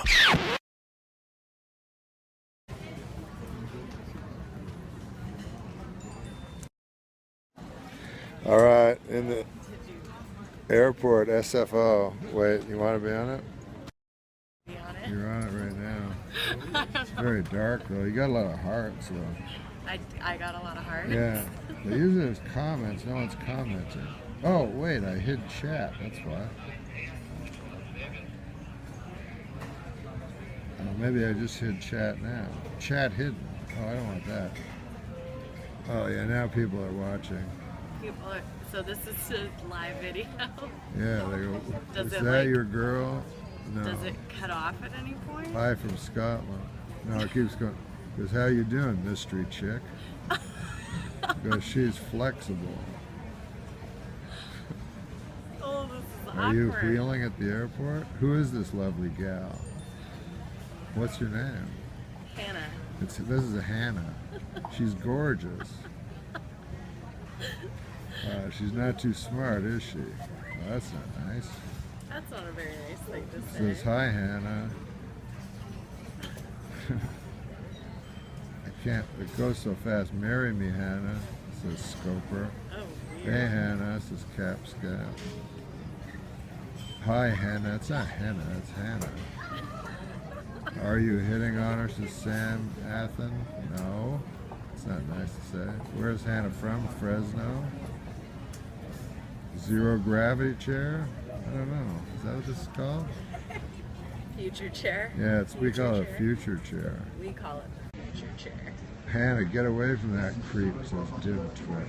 That's not nice to say. Dom does this. Take her to the first class. Yeah. Oh, I'm sorry, there's people sitting in these two chairs. Sorry, man. Hope they come back soon, because... I know.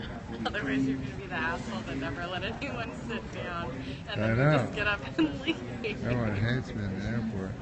Oh, it says, Hannah's in the future chair. Is there any future with Hannah? That's funny. Is she a comedian? No, we just met her. Is that a guitar? Yes. That's Josh's guitar. That's a nice table. Okay, now you're just getting idiotic. What does Hannah think of Trump's tax plan? Says M. Trump. Oh, wow. That's actually a real question. Big question. Hannah Solo, says Cobbs. Hannah looks like a gymnast, says Scout. Tell her to let her hair down, says Nidiker. We're not like monkeys. Just do whatever you say.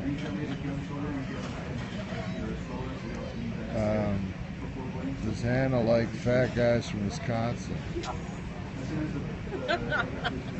Oh, what does Hannah do for a living? I teach yoga. Oh, well, they were right. And I work at a sports bar. Oh, people were right about your yoga. Yeah, if you guys didn't hear, she teaches yoga and works at a sports bar. Is she going to work out? No, we're not doing anything. We're getting on a plane. Yeah, we're just getting on a plane. Albert says, yoga, I'll be right there. They love the yoga girls. Apparently. Yeah, people are going nuts now. Downward dog, honey. That's disgusting. Come on, guys. You're better than that. This is so weird. Jeez, man. Yoga Berra.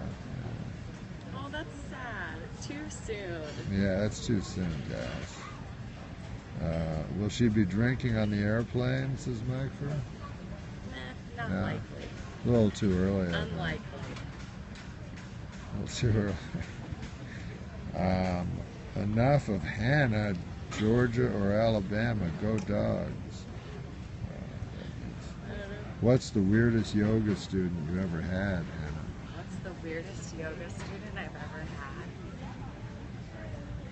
I have one guy that comes in and he never does anything that the class is doing. Yeah. He only stays for 10 minutes and then he leaves.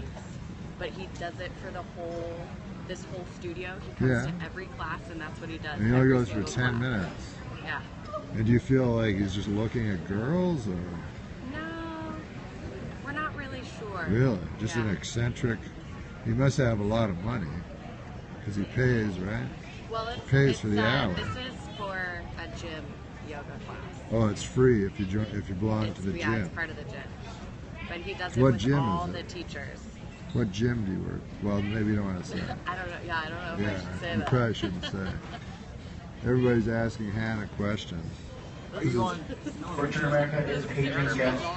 Oh, now you want to. Kwai Ling Park, please make your way back. Where would Hannah go if she could travel through time? Whatever, low jump. Low jump.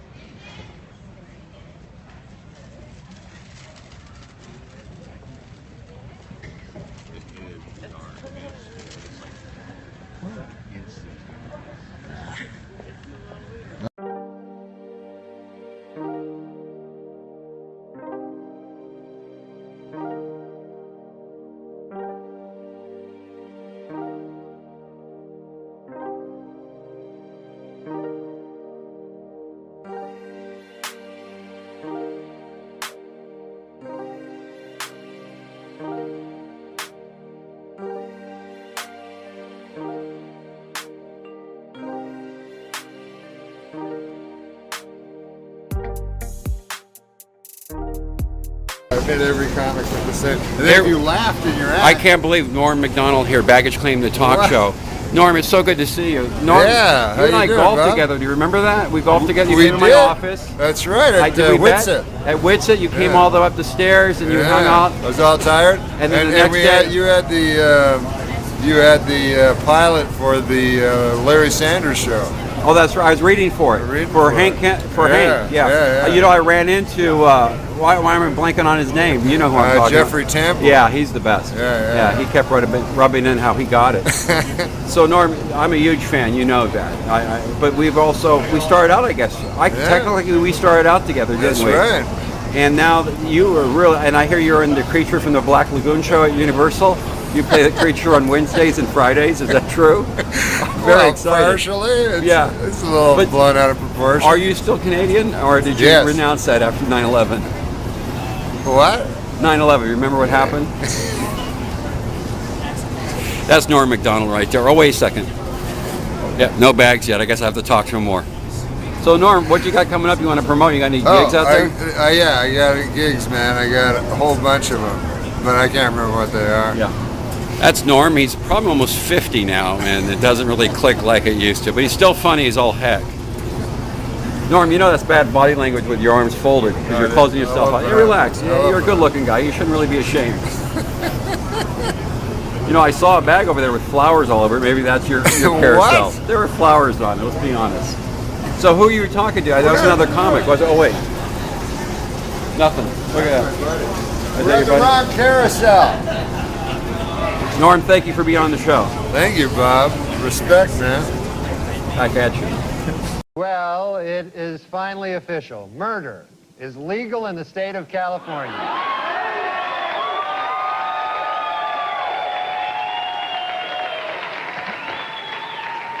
A down-and-out O.J. Simpson, depressed that all of his money-making ideas have failed, has decided to go back to doing what he does best, killing people.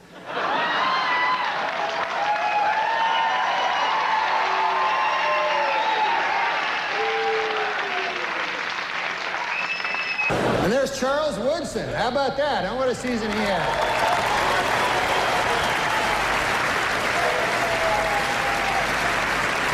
Great, man. He became the first defensive player to win the Heisman Trophy. And congratulations, Charles. That is something that no one can ever take away from you. Unless you kill your wife and a waiter, in which case...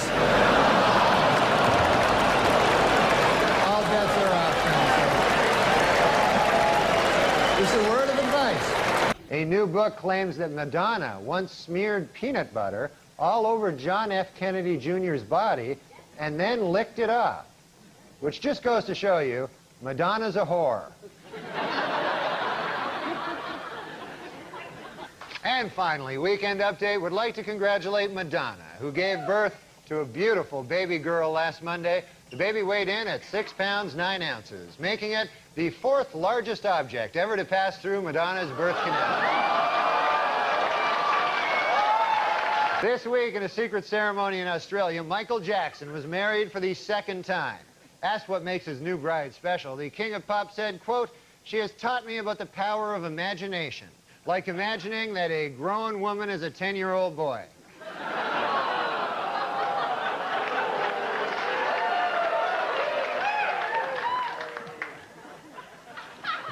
You know he's a homosexual pedophile, right? You understand?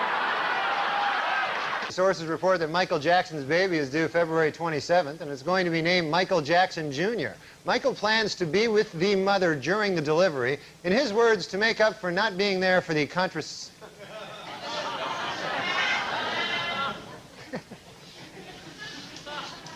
Sources report that Michael Jackson's baby is due February 27th. It's conception. The last word was conception, so... Michael Jackson? Yeah?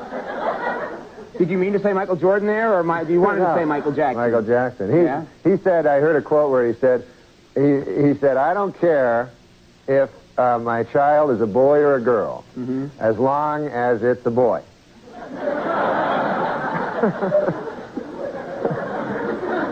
He's going to name it. He said he doesn't know what he's going to name it. He said he thinks if it's a girl, he's going to name it Sharon. Really? Yeah. And if it's a boy, he's going to have sex with it. That's what he said. Safer drivers, men or women? Well, according to a new survey, 55% of adults feel that women are most responsible for minor fender benders, while 78% blame men for most fatal crashes. Please note that the percentage in these pie graphs do not add up to 100% because the math was done by a woman.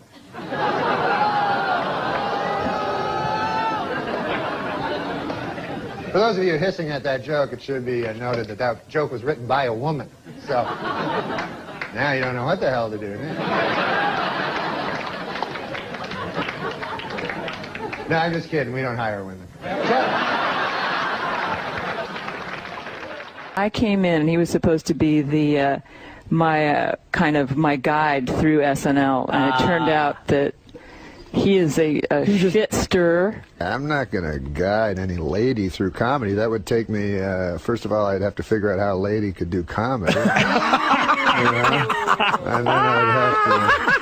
Wow. People often say to me, you know who the real heroes are? I go, are they the real heroes? They go, no. I go, oh, they're the teachers. It's counterintuitive that it doesn't seem like a heroic job, but yes.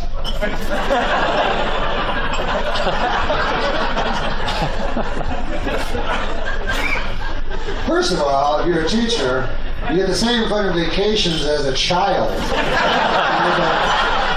Like 4 months a year off. My vacation? I get almost no time off. Over 48 weeks a year. Like 4 weeks a year I get off. What about you? You're not one of those fucking teachers, right? You seem like a teacher. Now, are you a teacher? What do you teach? What grade? High school. What grade? What grade? No, but what grade? Not so easy when it's the other way around.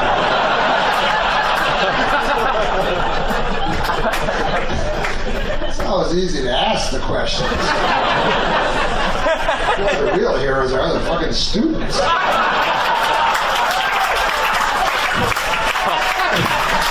You have to answer the question. Now, what grade do you teach? 9 through 12. So you need a grade 13 education.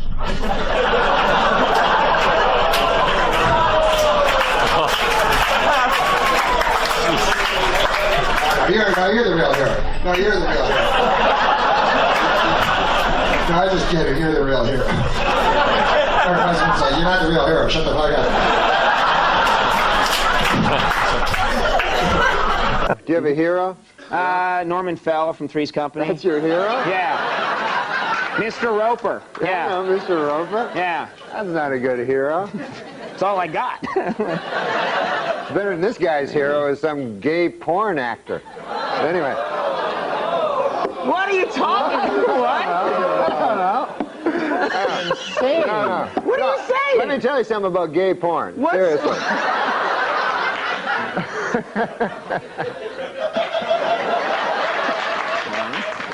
It's fine. That was a long one. Okay. No, I'll tell you something about gay porn. Seriously. Okay. That doesn't mean a guy's gay. I'm not saying that. Because a guy watches gay porn all the time. Cut to a single. Just of Norm. No, really? Gay porn. I enjoy gay porn. I'm not gay. Gay porn is a genre that just cuts across all demographics. You know? Young people, old people, straight people, the gay people enjoy it. Everybody likes gay porn. But this guy really likes it. No, I don't know. I heard patriotic music playing behind that speech. No, that's not what I meant to say. I meant to talk about Bob Dole. This guy's my hero. First ruined my reputation, you know. I'll just tell you in something. passing. This guy is not gay. If anybody's not gay, it's this guy. Oh, I'm so... Seriously. I am so totally straight. Oh, yeah. No, you are. I love the ladies. No, he does. No, he likes girls. Last week at a dramatic press conference about the crash of TWA Flight 800, ABC News correspondent Pierre Salinger displayed a document which he believes is proof that the jet was shot down by a U.S. Navy missile. Later, he proudly showed reporters his solid gold Rolex that he bought on the street for just $15.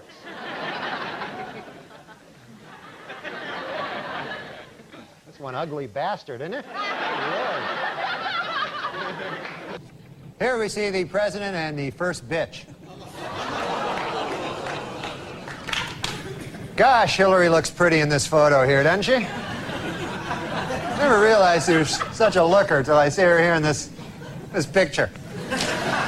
But you see, the only way Bill Clinton, or Bob Dole can win, really, is if Bill Clinton is rocked with more scandals. You know, there's every day a new scandal comes up, you know. I heard this one today, terrible scandal, apparently. Way back when he was governor of Arkansas, Bill Clinton, apparently, he got really drunk one night, and he had sex with Hillary. Wow.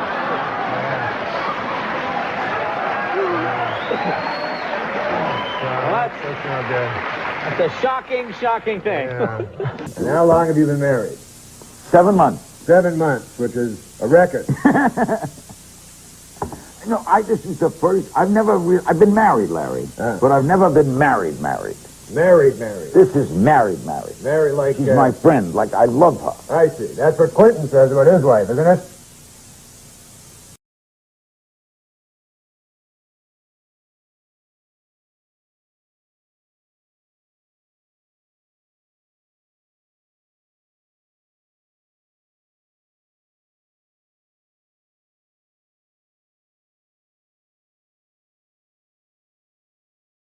In Whitewater News, federal regulators quizzed Hillary Clinton at the White House this week and gave her a perfect score on the lying section. She's a dirty liar. You know, of course, they say the White House is haunted. Did you know that? And I thought this was kind of sad. I heard last night that President Clinton charged Abraham Lincoln's ghost $10,000 to sleep in his own bed. So that doesn't seem right to me, you know? I mean...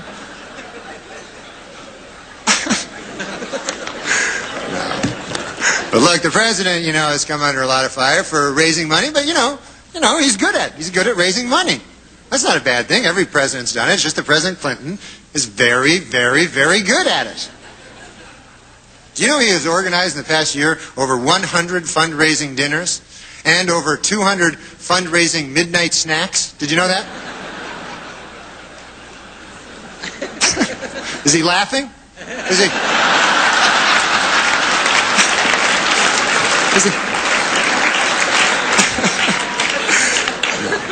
Okay, Norm, you're Canadian. Yes, I am. So what do you think of this whole presidential mess? Well, I hope that the Democrats don't steal the election from the winner, you know, but who knows? You like George Bush, don't you? I love George Bush, man. He's a good man, decent, you know, none of this.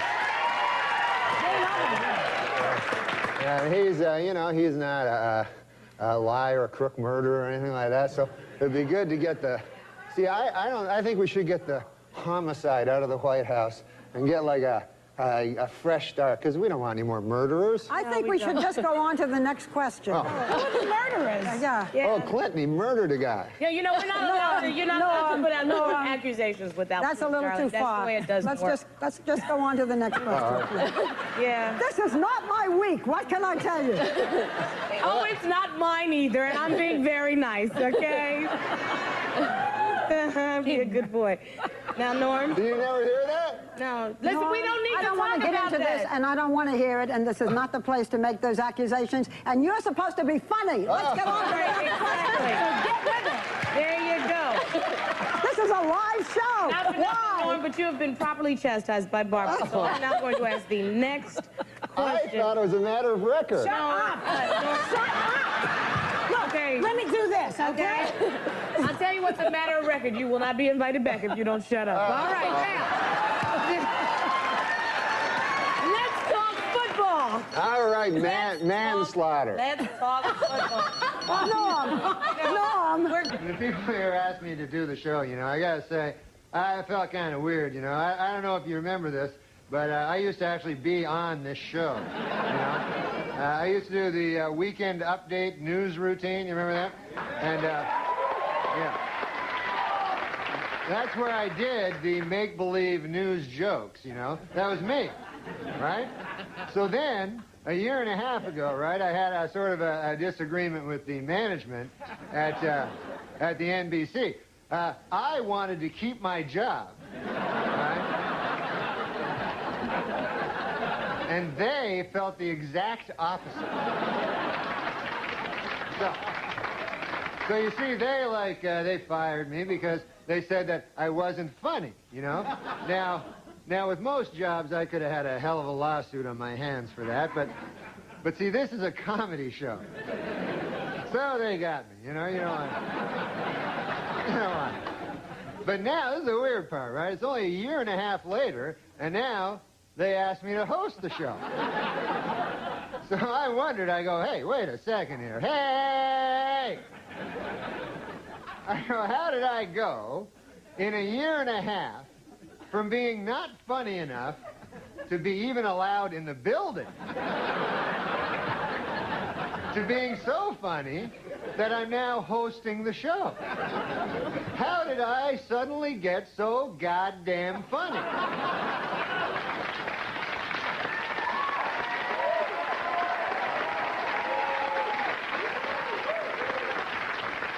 It was inexplicable to me, because a year and a half, let's face it, is not enough time for a dude to learn how to be funny.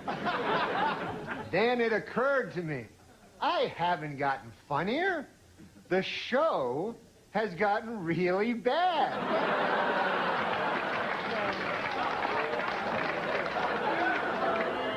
So, yeah, I'm funny compared to, you know, well, you'll see later. Okay, so let's recap. The bad news is, I'm still not funny. The good news is, the show blows. All right, folks, we got a bad show for you tonight. Dr. Dre, Snoop Doggy Dogg, and Eminem are here. We'll be right back. 130 years after the Civil War, the state of Mississippi has finally voted to abolish slavery.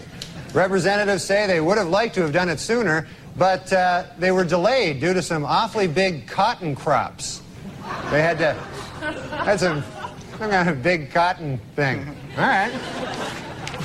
In Colorado this week, Bob Dole warned that if Pat Buchanan is the Republican nominee, the party might lose both the presidency and control of Congress. In response, Buchanan warned that if anyone other than himself becomes president, blacks will retain the right to vote.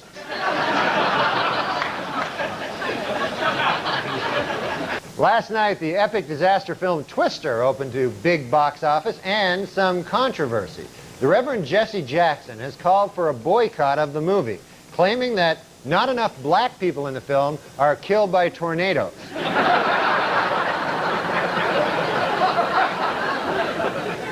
Meanwhile, Furman, who was expected to face disciplinary action by the LAPD, may get off lightly.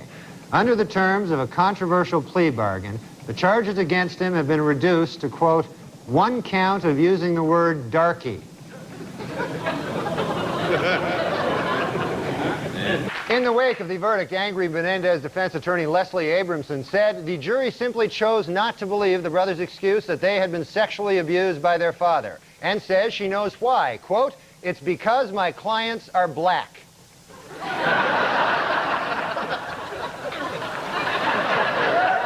President Clinton was in Austin, Texas last Monday, the day of the Million Man March. The president said in a speech, I'm here to speak to you today because right now in Washington, D.C., there's like 1 million black guys.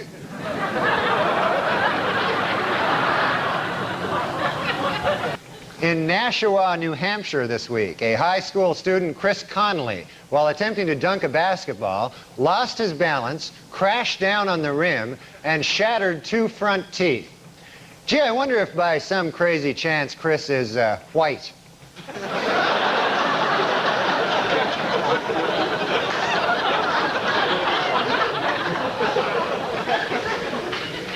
This week, as America marked the 50th anniversary of Jackie Robinson's entry into Major League Baseball, there was a sobering reminder that racial prejudice in sports is not yet a thing of the past. In a shocking move, today, all but one of the 125 playing members of the Professional Golf Association has signed a petition to ban African-American golfers from the tour.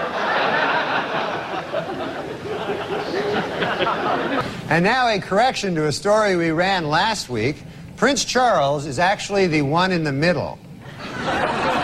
So we apologize for that. I don't know why black was black. Black is great. Black is great. Black is fantastic. Right? Yeah, I mean, black is fantastic. Even though, you know, they're not black anymore. But then again, we're not white, right? Right. We're pink like his fucking asshole. Seen it. We're all the colors of Bobby's asshole deep down. Beautiful. It's beautiful. Roseanne hired me as a stand. You know, I was doing stand-up, and Roseanne said, "Would you like to be on the show and act? You know, you can be Lori's boyfriend." I said, "I can't act." I should have said I could act. Yeah. So anyway, she said, "Well, why don't you be a writer?" But one time in the writing room, she would give jobs to crazy guys sometimes, and she gave a job to African American. I don't know what you call them. I call them African Americans. That's those two words that are never heard in the state of Texas, you know. That's a joke, son. Told me. And we're saying African American, and when you say that, it feels uncomfortable, right? To your tongue. No. What are you supposed to say? Well, no, just tell me what you're supposed to say. I definitely would not say the A word. Right. That's what I call it. Yeah. The A-A word. Yeah, African American. Can you do an African American accent? I'll try, yeah. Okay. We'll give you an African American. Your mom is so fat she developed type 2 diabetes and congestive heart failure. Snap!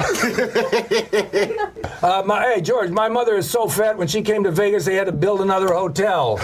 Guy goes, "You got the do-rag?" He goes, "You know, I'm fucking my woman, you know, and I don't want to answer the phone. Oh, shit, it could be a job, and you know." And then, you know, after you take the do-rag, you wipe off your dick with the do-rag. And I'm like, "No, I don't do that." But everyone in the audience is like, "Yeah, we all do that. We all wipe our dicks off." You know the Harlem Shake? Yeah, I've seen it on every single commercial. You've seen it. Then you'll appreciate this joke. I remember back when the Harlem Shake was just a black fella holding me upside down off a fire escape trying to collect his money. Orange is the new black, but not in my apartment building. Kevin is the new black. But presidential fact. Barack Obama is the first president to ever say the N-word as a term of endearment. Yeah, that's not how George Washington used it. No, I don't think it was a term of endearment.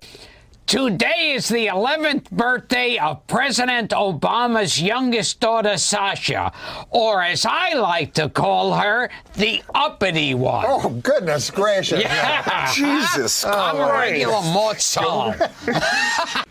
Michelle Obama has booked a cameo on the ABC show Nashville. Start again. All right. Kids today, I mean. You can't spell ABC. Wow. Michelle Obama has booked a cameo on the ABC show Nashville. With this and her appearance on iCarly, I think Michelle is ready to start appearing in films. May I suggest my favorite film series, Black Ass Fuckers? I found the secret to life is there is no problem that a huge... No, I found the secret to life, Bob, and this is it. There is no problem big enough that a huge... that a huge what? No, I found out the secret to life. Yes, oh great one. Yes, and it is this. There is no problem big enough that a huge black cock cannot fix. Dr. Dre announced that he's the first hip-hop billionaire, a regular J. Paul Ghetto. Two businessmen bought the Milwaukee Bucks for $550 million. They are very excited with their purchase. as this is the only legal way to own black people. Now that is here, and I read that. Well, you're not there. You know how businessmen are racist? They are. Yes, it's them being racist. They not are. you. The two businessmen that bought the Milwaukee Bucks for $550 million Yeah. are racist, according they're to this. fine, man. Well, here's actually a joke about Donald Sterling. Okay. All the charities that Donald Sterling donated millions of dollars to are giving the money back to him. Well, that'll show him. It's not bad. Never trust a black guy wearing a Dirk Nowitzki jersey.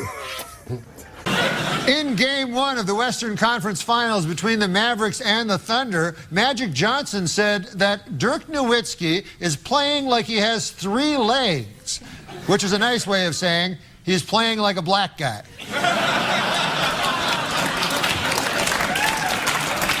Show Oklahoma City's second-round NBA playoffs. Great dunk from Westbrook, though I'd be more impressed if he weren't young and black. Moscow Roy Jones Jr. is down. Boring.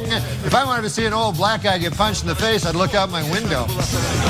Eastern Conference Final in Miami, and LeBron crushes Kyle Korver in transition. Always shocking when a black guy running forward is faster than a white guy running backwards. Usually I pick the bigger, blacker guy. President Obama is a phenomenal player at basketball for a president of the United States. But I think he's just mediocre for a black guy. Hey, what about bringing in Jackie Robinson? Only team with a black guy on it. That's not cheating?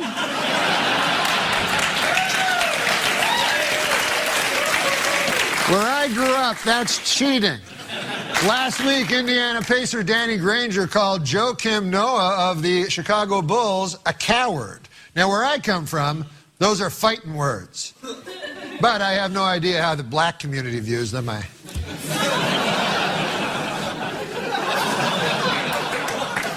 Middleweight boxer Bernard Hopkins has caused a stir by implying that Donovan McNabb is not black enough. The two men have decided to settle their differences with an old-fashioned game of who cannot catch a cab.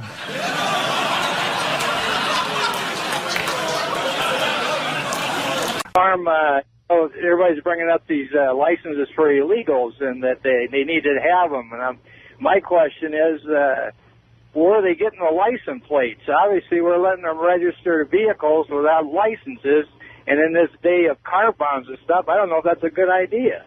Thank you, Dan from Boise. Norm, what's your feeling? Well, I know that the New York Governor Spitzer, I'm trying to get to learn things, but he doesn't want to issue licenses to illegal immigrants, you know, and I don't know how the hell you're going to get a cab in New York City anymore. I mean, it's hard enough, you know, for me especially. As a black man.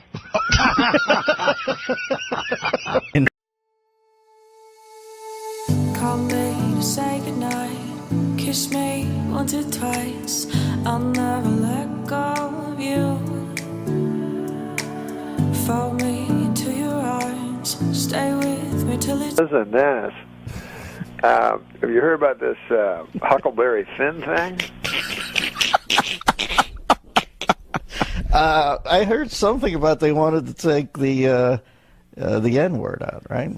Yeah, anyways, I wanted to bring it up before I forgot, and then we'll get on to my my projects. All right, do you have any observation on it, any tweak on it, or just the cognizance of the fact that they want to... No, well, I feel it's a thorny issue. Mm-hmm. No, that wasn't the whole thing. No. I thought you were going to go like, well, how so, or something. Tell us more, Norm. Why don't you do... I feel it's a thorny issue. Yeah, I'll tell me you why. too. Why, Norm? Well, you got Mark Twain, you know, and you're talking about, I mean, for those of you who don't know, you know, what I'm talking about, they've taken out the N-word, you know, out of many of the books of Huckleberry Finn. Norm, they've taken out. And so you got a thorny issue that I think I have a solution to. Do you want to hear it? Oh, man. Never anything more. Well, the thorny issue is this. Yeah. You know, you don't want to take, Mark Twain, one of the greatest writer ever to brush paper with ink, and change his words, for God's sake. On the other side of the coin, you don't want to have a young African American boy in school, hearing that word out loud and causing him pain. So it's a thorny issue. But I figure it this way. You've read Huckleberry Finn. You are so splendidly demented. Yeah, I've read it. You know it's written in the first person by Huckleberry Finn. Yes, I do. And you know it includes the N-word. Yes.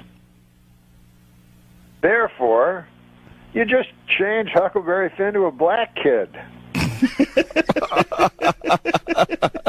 And it's like a rap song at that point, right? Exactly. Everything's cool. I'm not a skilled interviewer. Let's fucking face it.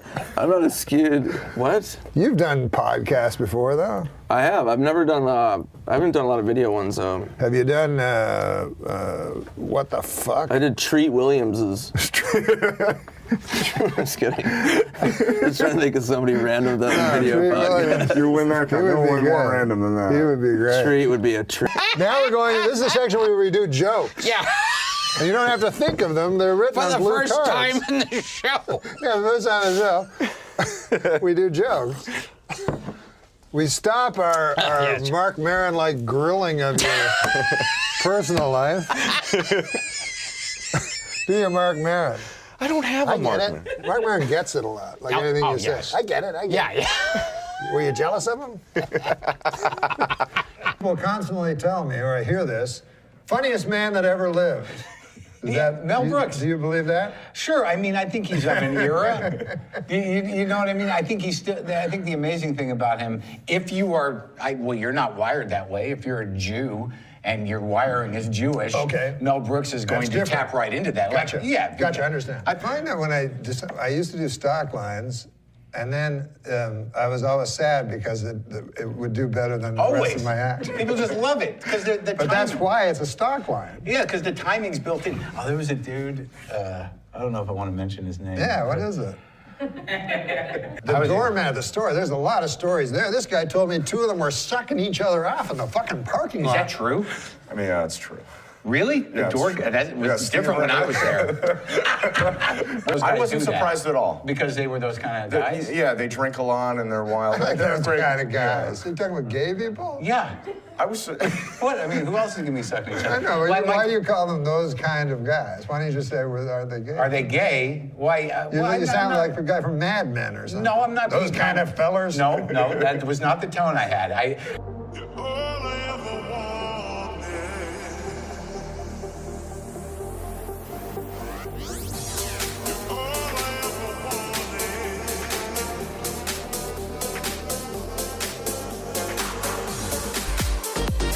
You understand after a while, and even with politicians, like they're still human beings. And, yeah, barely, but yeah, they're the worst kind of fucking people in the world. That's true. All of them. I'm glad to hear you say that because everybody thinks you're all leftist and everything. Well, I mean, I definitely land on the lefty side of things on ideological terms, but I found that from doing political talk radio. Just, being, carrying water for any of them, you just got to realize the quality of people you're dealing with. You're dealing with fucking corporate whores who are operated by business interests. So, really it's going to come down to, however you view politics, the question is, do you give a shit about poor people? And, and are we being taken advantage of? Right. Now, if people want to frame that as, Obama's a communist and draining us of our livelihood, well, that's your particular delusion, and that's fine. I mean, but I just got disillusioned with all of it because these are not quality people. I mean, I did a joke about Michelle Bachmann on Real Time. I saw that. Yeah, and I was getting flack from this, a very small portion of the right, that they were like, he's a misogynist. I'm like, she's a fucking pig. She's a fucking politician. Can you name me two politicians politicians that command any respect whatsoever? Why do we respect these people? These people are car salesmen. They're idiots. They're more disingenuous than anybody as performers, and they basically figured out a way to bait and placate morons into voting against their self-interest. That's an amazing skill, but is it respectable? I don't know. Do you respect a guy that sells you horse shit in the guise of a health supplement? I agree with you. I mean, I think politicians are terrible. I mean, people attack evangelists, but at least evangelists offer something. Right. Well, they after the immediate relief of someone's pain and aggravation with another line of bullshit. But nonetheless, I mean, they're pretty evil too. Well, I mean, with politics, it's like. Yeah, I don't like to get into it that much anymore. Yeah, let's not get into this shit, man. Okay, buddy. Because it's getting. I can see people not laughing now. No, I mean, but laughter. But I know that you've gotten into a little bit of flack around it. But you're flack around what? Around politics. What do you mean? Well, just that you've said things that people have reacted to, but you're not like a political comic. I'm not political. I've only said things on purpose to provoke people. Right. Once in a while. You like doing that though. Once in a while. Yeah. But I've never. But I've never. Because I don't know enough. And because I don't respect political humor when it's nothing but gossip. Yeah, and mostly comics and people like us, people who are obviously First Amendment warriors to a certain degree. We like living the way we want to live. So it's really just going to come down to money. It's like, how do I keep my money? I mean, that's the biggest political question that most righties ask themselves. It's like, I'd like to keep as much of my money as possible. And if that's in a minority opinion, how do we get this majority of poor people to get me to keep my money and believe that they're doing the right thing? Yeah, it's a tough fucking thing because apparently I read this, if all the money in the world was equally divided among everybody would be dead fucking poor. Yeah. There's these moments where I don't talk about as much as I used to, but then there's moments where you're like, there's a moment that I was on a fucking radio show the other day. And this was an interesting thing because it's about professionalism. I don't do political talk radio. I've got my political views and they're fairly general. I'm not trying to support any politician, but I have the way I think about things. But there are politicians that represent the opposite of what I think. So I'm on this talk show with a guy, it's a Fox affiliate, but I'm there to plug my comedy and talk about my podcast and be funny with this dude who's a talk show host. He's a radio professional. He runs an entertainment show for the most part, but he's been dying to talk to Rand Paul about the bridge situation because I'm in Louisville, Kentucky. He's the fucking senator. Right. They got bridges falling down, and he's been trying to get this guy on the show. And the guy he calls in when I'm there. So now I've got, if I was doing political talk radio, I mean, it would have been what the fuck are you thinking? You and your libertarian bullshit, and how are we going to pay for this? I would have jumped in and done that. But there was this moment where it's like, I just done a segment with this radio professional. He was like, God, it's great to talk to a guy who knows how to be on radio. We're having a good time. Hold on, the senator's on the phone. And I got to sit there and go, oh, do I do this? Would it be worth it to sabotage this for some lefty, credibility? And then I realized, dude, he's a radio guy. You're a comedian. You're having a good conversation. He's trying to talk to this guy about a local problem. Just shut the fuck up and let him do his job. And then when you come back, get back to what you were talking about. And I chose to do that. But I did walk out saying, you pussy. Right? You had such an opportunity there. I was on Politically Incorrect a couple of times. Yeah. And, fuck, man. You have to have an opinion about every goddamn thing on that show. So, or you can just do a little homework and write some jokes. Yeah, but sometimes I remember at the break, Scott Carter go, enough with the jokes. But I'll never forget it. I'm very unlearned, and so before the show, Scott came in, who was the producer. Yeah, he's been on the show. Yeah. So he said, "What do you think about China and Taiwan?" And seriously, I only know those as words, So I was like, I don't know anything. Can't I have another subject? So, anyways, then we get out because he goes because Bill believes this. Anyways, when we get out, we're introducing the guy beside me, the smart guy, right? Mm-hmm. He wrote a book on China and Taiwan. Right. So fucking Bill Maher, he starts with me. He goes what was it, China and Taiwan? I go, I don't know. Fucking ask this guy. What do I know? I'm a nightclub comic. What? Like that's what made me laugh with that show. Everyone's opinion's equal, right? You know, right? Like a nightclub comic and an expert, and then another thing I always found funny about that show is the comedians try to be very serious, and then the serious guys are trying to get jokes. Yeah. So it's like it's not always our shining moment. I do like Bill though. No, Bill's great at what he does. Yeah. Like he started out a straight up joke dude, and he knows his shit. And it's pretty amazing. You know what's funny about him? I don't know if I should say this or not, but I mean he's probably aware of it. When he does his monologue, you notice when he does his monologue, he does Johnny Carson. No, yeah, no, definitely. He definitely must models be aware himself. of it. I think that's been his style for a long time. He definitely takes the posture. But I find it very funny because he's got the posture and the timing and everything, and he's like, and then she came in his face, but it's crazy words come out. Hey, Carson would have loved to have done that. Yeah, he probably would have. What's going on with Norm? No date right now. No date, but he might come back. Okay. Hopefully, he's stockpiling. He's so funny. But he's stockpiling for 3 years worth. Yeah, I've smoked weed with him a bunch of times, but he won't come on this. Because that's too public. Smarter. I think a lot of comics just, a lot of comics don't smoke before they go on or drink. It's kind of a control issue. Yeah. They don't want to feel out of control, and it's embarrassing enough when your joke doesn't work and you're sober. Right. If you're fucked up and a joke doesn't work, You have your a lot of paranoid mind goes, what do I do? And you know who comes here? He gives out free pot samples. The guy who runs Speed Weed. I don't smoke weed. Oh, okay. Even though Doug Benson said I did on the. We would love you. Let's set something up to come in.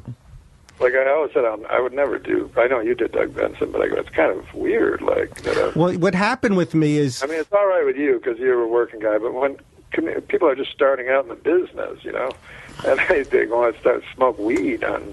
Well, what happened with me is I'm stoned out of my mind, laughing, and he's rolling his eyes. Go, we have prepared segments here, Mr. Interrupter. And it's like, well, you get me stoned, and I'm an asshole for laughing out of context. How'd you get a word in with him though? I was annoying. I talked too much, but yeah, he would interrupt. But he would just go, Fred here is not part of the program, and I'm thinking that's like if I have a podcast where we spin around and get we have to spin round and round, and I'm mad that they're dizzy, Yeah, no,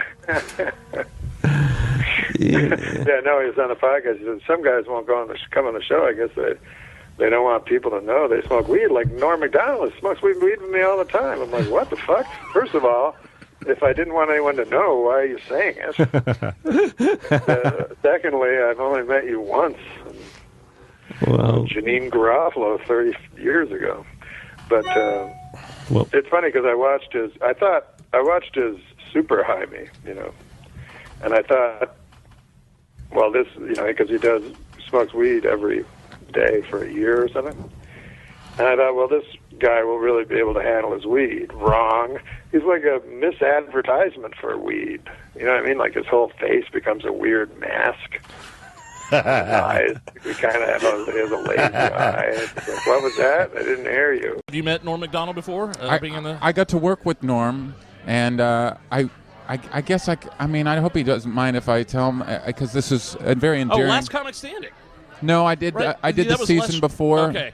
But I got to work with him 1 week, and we. What did you do? Oh man, I watched every single set he did, and it was so cool. And we actually got. You know what? I already got into the story, so I got to tell it. But let's hear it. Yeah, that's fine. He wanted to get high. Yeah. And so I was like, okay, I don't really get high before shows, but afterwards, cool. And Sure. he's like, no, now. Well, when Norm MacDonald says now, right? You say yes. Yeah. Correct. And he goes and hands me the joint, and I was like, okay. And then he hands it back for a second hit, and I was like, no thanks. And he goes, what's your problem? And I go, well, I'm just worried I'm going to repeat a joke, and I still have to go up and bring you up because the opener was on, right? And I was hosting. So I still have to go up there and bring you up, and I just don't. I already did some jokes earlier, and I just don't want to tell the same joke again. And he goes, "That's insane. You're an idiot. Smoke this." and so I smoked it, and then we go inside, and I'm so high. I go, "I'm just going to bring you up. I'm not going to do any time. I'm just going to bring you up." And he's like, "No, do a couple minutes." And I go, no, but please just let me just bring you up. And he goes, no, do 5 minutes. This guy's doing really well. Give me, take a little, do a little time in between. You need a little buffer between comments. Yeah. Right. I said, okay. So I went up there and I was so high, I was like, I don't even remember what I said in the first half of my set. So I'm just going to tell jokes that I haven't told in years. And when I told a joke, so you told the audience, you let the audience in on the fact that you had been. No, the audience didn't know. They didn't know. So I would just tell. Okay. Oh, so you just said that to yourself. I'm just going to do jokes I haven't done in 5 years. Yes, Okay. and I walked on stage and I would tell a joke, and then I would watch the audience, and if they laughed, I would relax and go, okay, that one down. And I did that the whole set. It was horrible. I was so stressed out, and then I just said, ladies and gentlemen, Norm MacDonald. And I look over to my right, and there he is walking the opposite way. and the feature turned him around and pointed him to the stage. Over here, Norm. That's how high we got by accident. By accident, like you tripped on a joint. Right. But I mean, I love the peer pressure from Norm, though. That's awesome. It's like a high school and middle school all over again. And he's my hero, so Yeah. I just, for me, I was a little worried about him. But then he walked on stage and he opened it up with this great bit, and he was crushing. Right. He was destroying, and then he got the light, and then he started to wrap it up, and he started to tell the joke he opened with, and I started to freak out. I was like, oh no. Oh no. Yeah. And the audience thought it was a joke. They thought he was being Norm. Sure. But when he delivered the punchline, and it was the same punchline, they realized he had just forgotten his joke, and they didn't laugh. They felt a little betrayed, and he walked off stage in complete confusion. And That bit usually kills. and then the feature goes, "You told the same joke twice, you idiot." And he goes, no. And then he looks at me and he goes, this is your fault.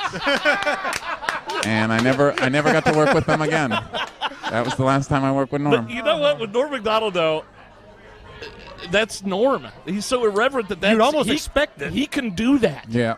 And that's a bit in itself. I mean, look at the cauliflower joke he did on the roast with Bob Saget. Yeah.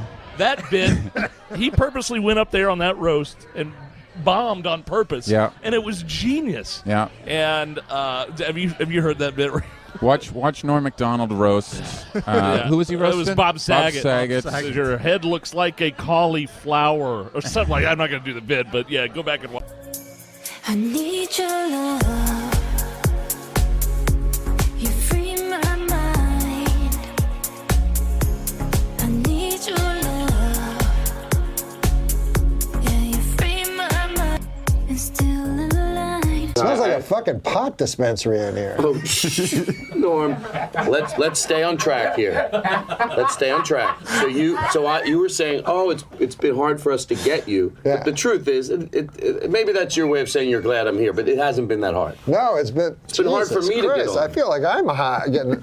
It's getting I Norm know what with I'm high. saying. I'm making sense. It's not you, is it? No. No, I'm not gonna. Let's move the show in a good order here. He made me smoke pot, America. This is the truth. I don't believe in God, but my truth. My truth. Outside, he goes, "Come on, you'll smoke. I'm like, if you want me to smoke, I'll smoke. I didn't plan on it because I get chatty. I had a bad experience with getting Dog with High. We cross promote. I meant a cigarette. I thought no, you didn't. I meant the you didn't. the Other vapor. than they gave me pot by accident. I don't know. Your producer. I think I heard Matthew Perry once in an interview. I think he basically said he invented sarcasm. I think he said that. Norm was on Saturday Night Live. Norm tells the best fucking stories about some of those celebrities that went through there. And Matthew Perry had an assistant and said, he said to Norm, Matt wants to do a sketch that he wants you to be in where he talks like he does on Friends. He calls it Matt speak. And Norm said, what are you talking about? He goes, well, he invented a way of talking, the way he talks on Friends, Matt speak. And he showed him a clip, and Norm said, are you talking about sarcasm? Matthew Perry called sarcasm. He renamed it Matt speak. Hilarious. And Norm goes, you're talking about sarcasm? What about the black odd couple? They should have just said to him, oh, that was really good. I think one of the younger writers said, I think Matthew Perry's a genius. And I think that's what it was. And Norm said, is he good at math or something?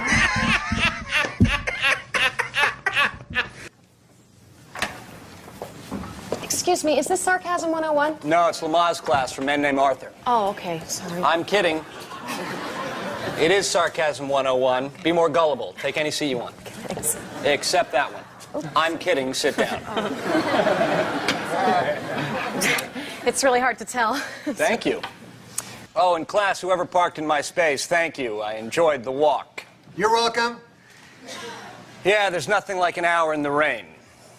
Oh, wait. Oh, I get it. You're saying that because you don't want him to park in your spot. Very good. You win the trip to Jamaica. Hey, wait a minute. You didn't say there's a prize. Wow, could you be any stupider? Okay, last week's assignment was how you would describe the food in England. Jane. Oh, the food is so good there. Kevin. When my dad eats, he sounds like a pig. No, that couldn't be more wrong. And just so you know, Kevin, I don't like it when you say things. My dad's from England.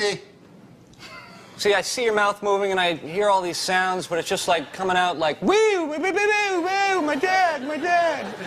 Okay, quick pop quiz for everybody, okay? You walk into a bar and you see a fat, ugly, disgusting guy in the corner. You turn to your friends and you say what? Could he be any larger? Could he be any uglier? He looks like my dad. Whoa, Kevin, try again. He looks a great deal like my dad. I don't see what's so funny. There's a shocker. I nominate Marissa for class president because of her incisive wit. Hey. You people just don't know when to stop. Why don't you cry about it? I want to take a bath with Marissa. I mean, that is to say, could I want more to... Can I take a bath with Marissa? Or... My teaching assistant. She was faking? Catch on slower. Hey!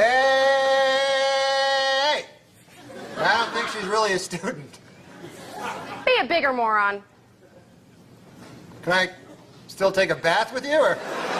Other Norm joke, but he sort of, again, that area pisses him off as much as it does us. He was at an SNL after party. This, to me, was put perfectly. I'm not going to say the comic's name because, you know, I don't have permission from Norm. But anyway, Harvey Weinstein was holding court. He was talking about, he had seen that scene of alternative comedy, and he had seen somebody that everybody, you know, was kind of, at that moment was the king of that. That's all. And, you know, Harvey Weinstein, I've been in, like, seen him at work. He's a very, like, obnoxious, like, he just yells shit out that he, you know, he thinks is brilliant, like Stephen Wright jokes or something. Right. You know, you can't have everything, where would you put it? You know, stuff like that. So he goes, he says this guy's name, and Norm's sitting there, he's on with Lorne and everybody, and and Harvey Weinstein says this person's name and goes, I think Sons is a genius. And then he looks at Norm and goes, Norm, what do you think? And Norm goes, is he good at math or something? And I thought, okay, the ballsy part is now Weinstein looks like an asshole. And people are like, Lauren, and you know, from that moment on, one of the most powerful guys in the world hates with a passion Norm MacDonald.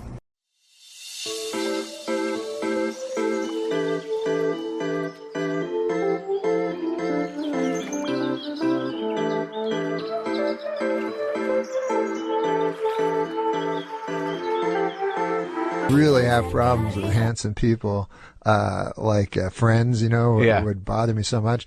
I watched Friends and then I said, fuck, these are the funniest, super handsome people ever. I'll give that to them, you know what I mean? Who are you guys? It's probably harder if you're so fucking handsome. I like some pornography, you know.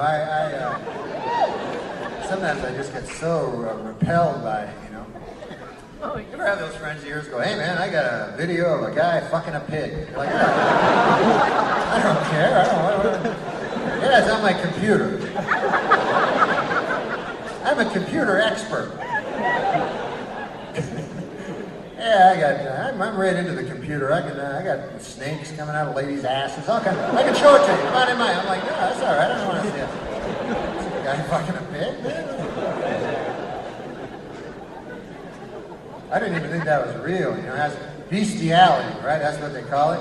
Bestiality. That's a real thing, man. I never heard of a dude doing that. Like, nobody. I know a lot of people, man. None of them, to my knowledge, I've ever fucked an animal. You know what I mean? I never even heard a guy knew a guy. You know what I mean? But I know that people fuck animals on account of they got that word bestiality. You know what I mean? That's not easy getting a fucking word. You know what I mean? It's hard getting a word going. They had to have calls at the goddamn dictionary office going, hey man, what the fuck am I supposed to say when I fuck my animal? I got no word for that. You guys gotta put a word there in the dictionary. I got some lobby going there because people are fucking animals. I don't understand.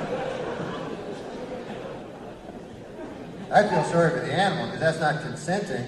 And, you know, also, man, can you imagine if you're a pig, you know, and you're having sex with a beautiful lady, right? And then afterwards, you gotta go home and fuck a pig. Right? Before, you didn't know. You were like, hey, this pig's all right? You don't know it's a dirty pig. And then you're having sex with a beautiful lady, and then they're like, yeah, go fuck pigs again. You're like, you dirty bastard. You burned me.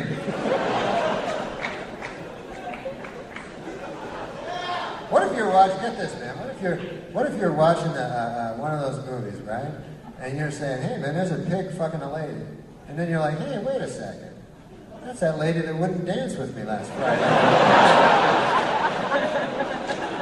She's fucking a pig, man. She wouldn't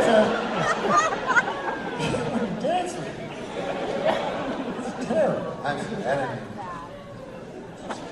Just dirty for no reason. But that computer stuff, that is just all filth, you know? I don't see anything. Everybody says, oh man, everything's gonna be different. Everything, if you get a computer, then I get a computer, I go, well, what the fuck do I do with it? They go, hey, you can email people. It's amazing. You write in there, then it goes into people, and I'm like, well, what about a fucking phone, man? That seems more amazing to me. I hear a dude's voice in China. Right? They invented that like a couple hundred years ago. It could have been 2 million.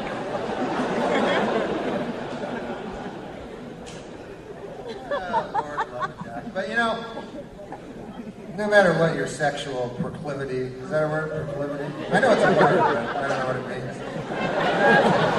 I only know 9, 10 words, but I bank on other people not knowing them too. But whatever your sexual, as long as you don't, have sex with animals.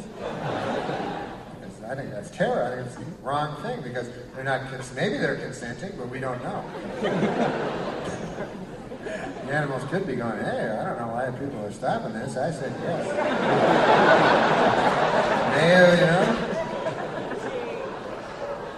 Maybe, no means no. I said fucking oink.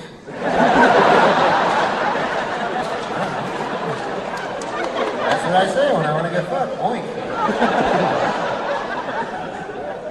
But since there's no way of telling if they're consenting. I'm like that Harvard professor, Art Miller, talking about law. But anyway, the point is this. The whole point is this. I don't know what that means. I just get one of those flashbacks.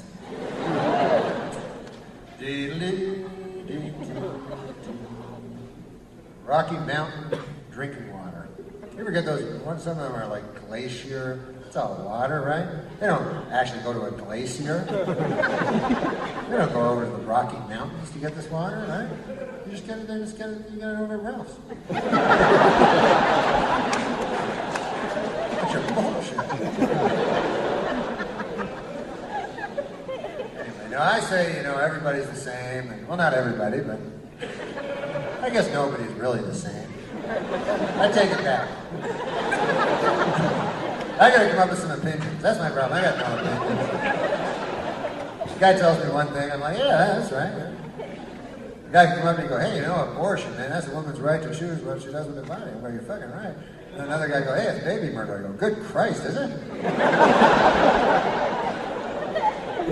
Yeah, it's terrible. I don't know which is right. I don't know how people come up with these opinions. have no idea.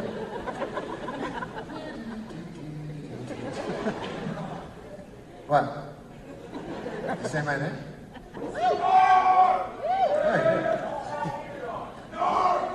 Hi, how you doing? Is that all you've come up with? This is my name? Is that all you're going away with?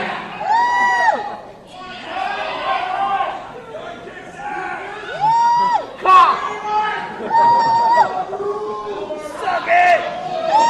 Last time I heard this noise, I was raped afterwards.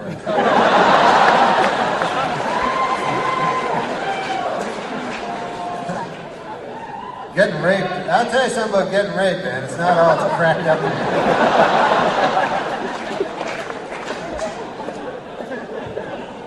That's why I don't want to go to prison, man. Getting raped. God damn. You know?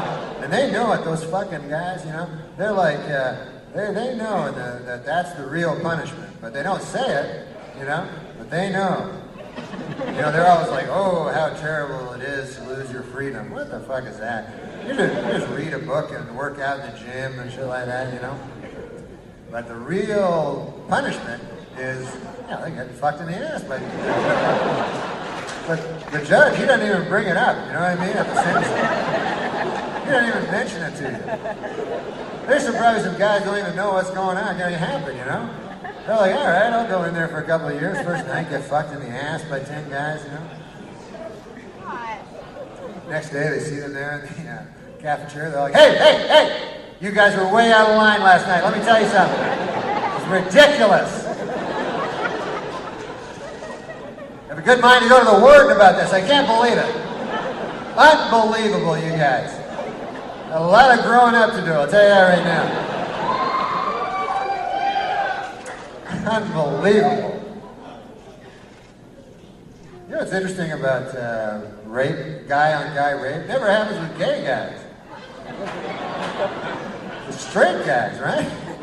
Straight guys rape each other. Isn't that kind of odd? And gay guys don't.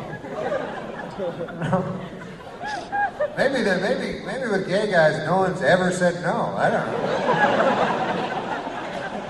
I have no idea. God bless gay guys. I know a lot. They're all good guys, you know, funny guys.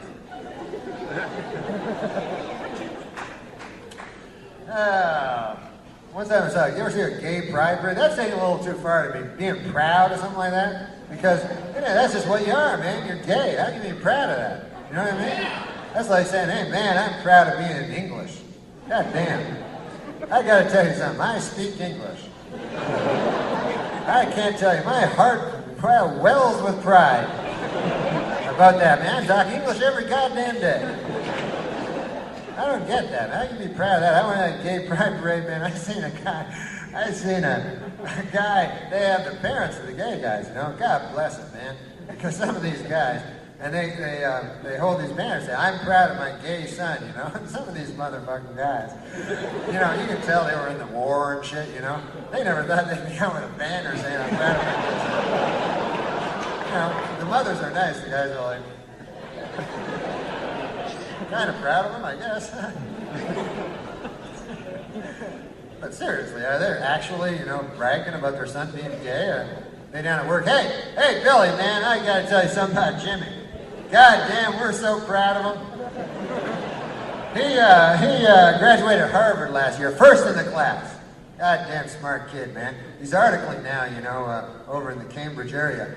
Oh, my God, next year he should be a full partner. Oh, hey, did I mention he sucks cock? Oh, yeah.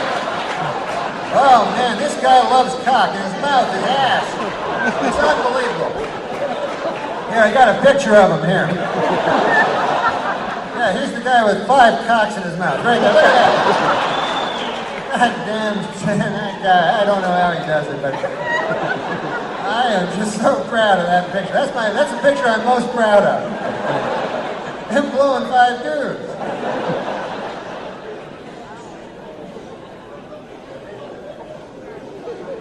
God bless gay guys. You know, they make me laugh because, you know, I don't like homophobia because if you're mean to people, man, that's horrible, you know. So I don't mean anything back. And I know people you know, hate people for all kinds of reasons, you know. Some people hate people because they're a different color, black or white or something like that. I don't care if a guy's black, what. Hey, let me tell you something. I got a thing I realized. You know when a guy's racist is when he goes, if he says something like this. He goes, I don't care if a guy's black or white or brown, yellow, blue, green, or anything. You're like, what the fuck is green? I don't care if a guy's purple. Any of those goddamn non-human colors, all the same to me. Purple, black, same thing to me. If the guy's a black guy or a purple guy, I treat him the same. Isn't a purple guy? That's a fucking monster from outer space. Who the hell likes those guys? You gotta kill them. You gotta kill those guys, right?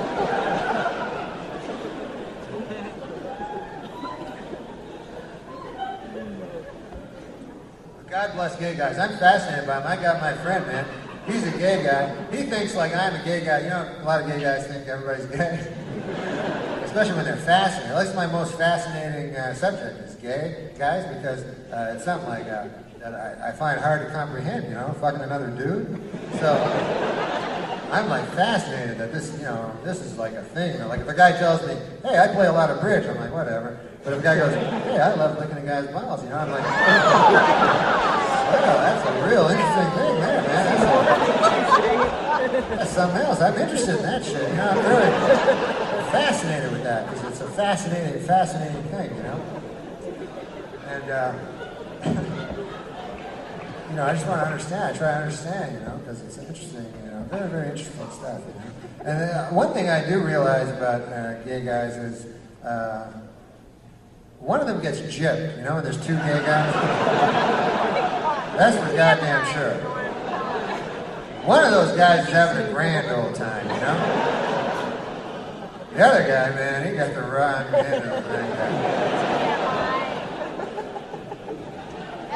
I don't know how they figure it out, man, but one guy gets to use his cock. It's a huge advantage in a relationship. You get to use your cock. You know? One guy's, hey, I'll tell you what, man, I'll use my cock. How about you use the inside of your ass?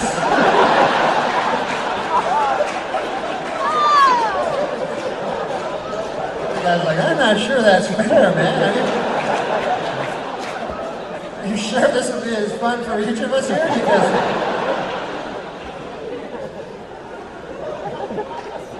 Because I'll tell you, man, a guy's cock, it likes everything, you know? Really, when you come down to it, you could fuck a chocolate cake, you know? It'd be all right. Hey, it's my companion. It's a chocolate cake.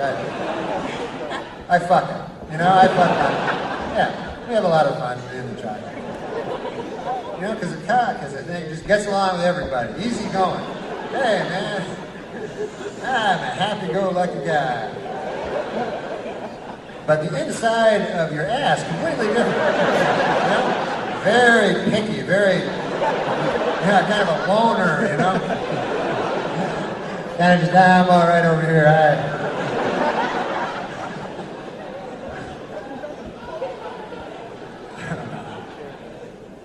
And then there's gay ladies too, lesbians, you know, that I think like for mainstream America, they're easier to accept, you know, because, you know, there's no like anal tearing and stuff. So basically, I don't know what they do. I guess they just like lick each other or something. I don't know. They can't fuck because they got no cock.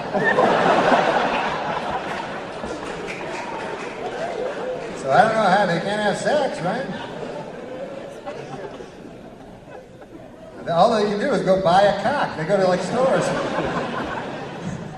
You know what, man? I hate that real cock, but I love that big fake plastic cock. It's too complicated for me to understand. I'm saying like things that are completely ill-informed. But I'm just trying to figure it out. Oh, God bless, though. God bless everyone.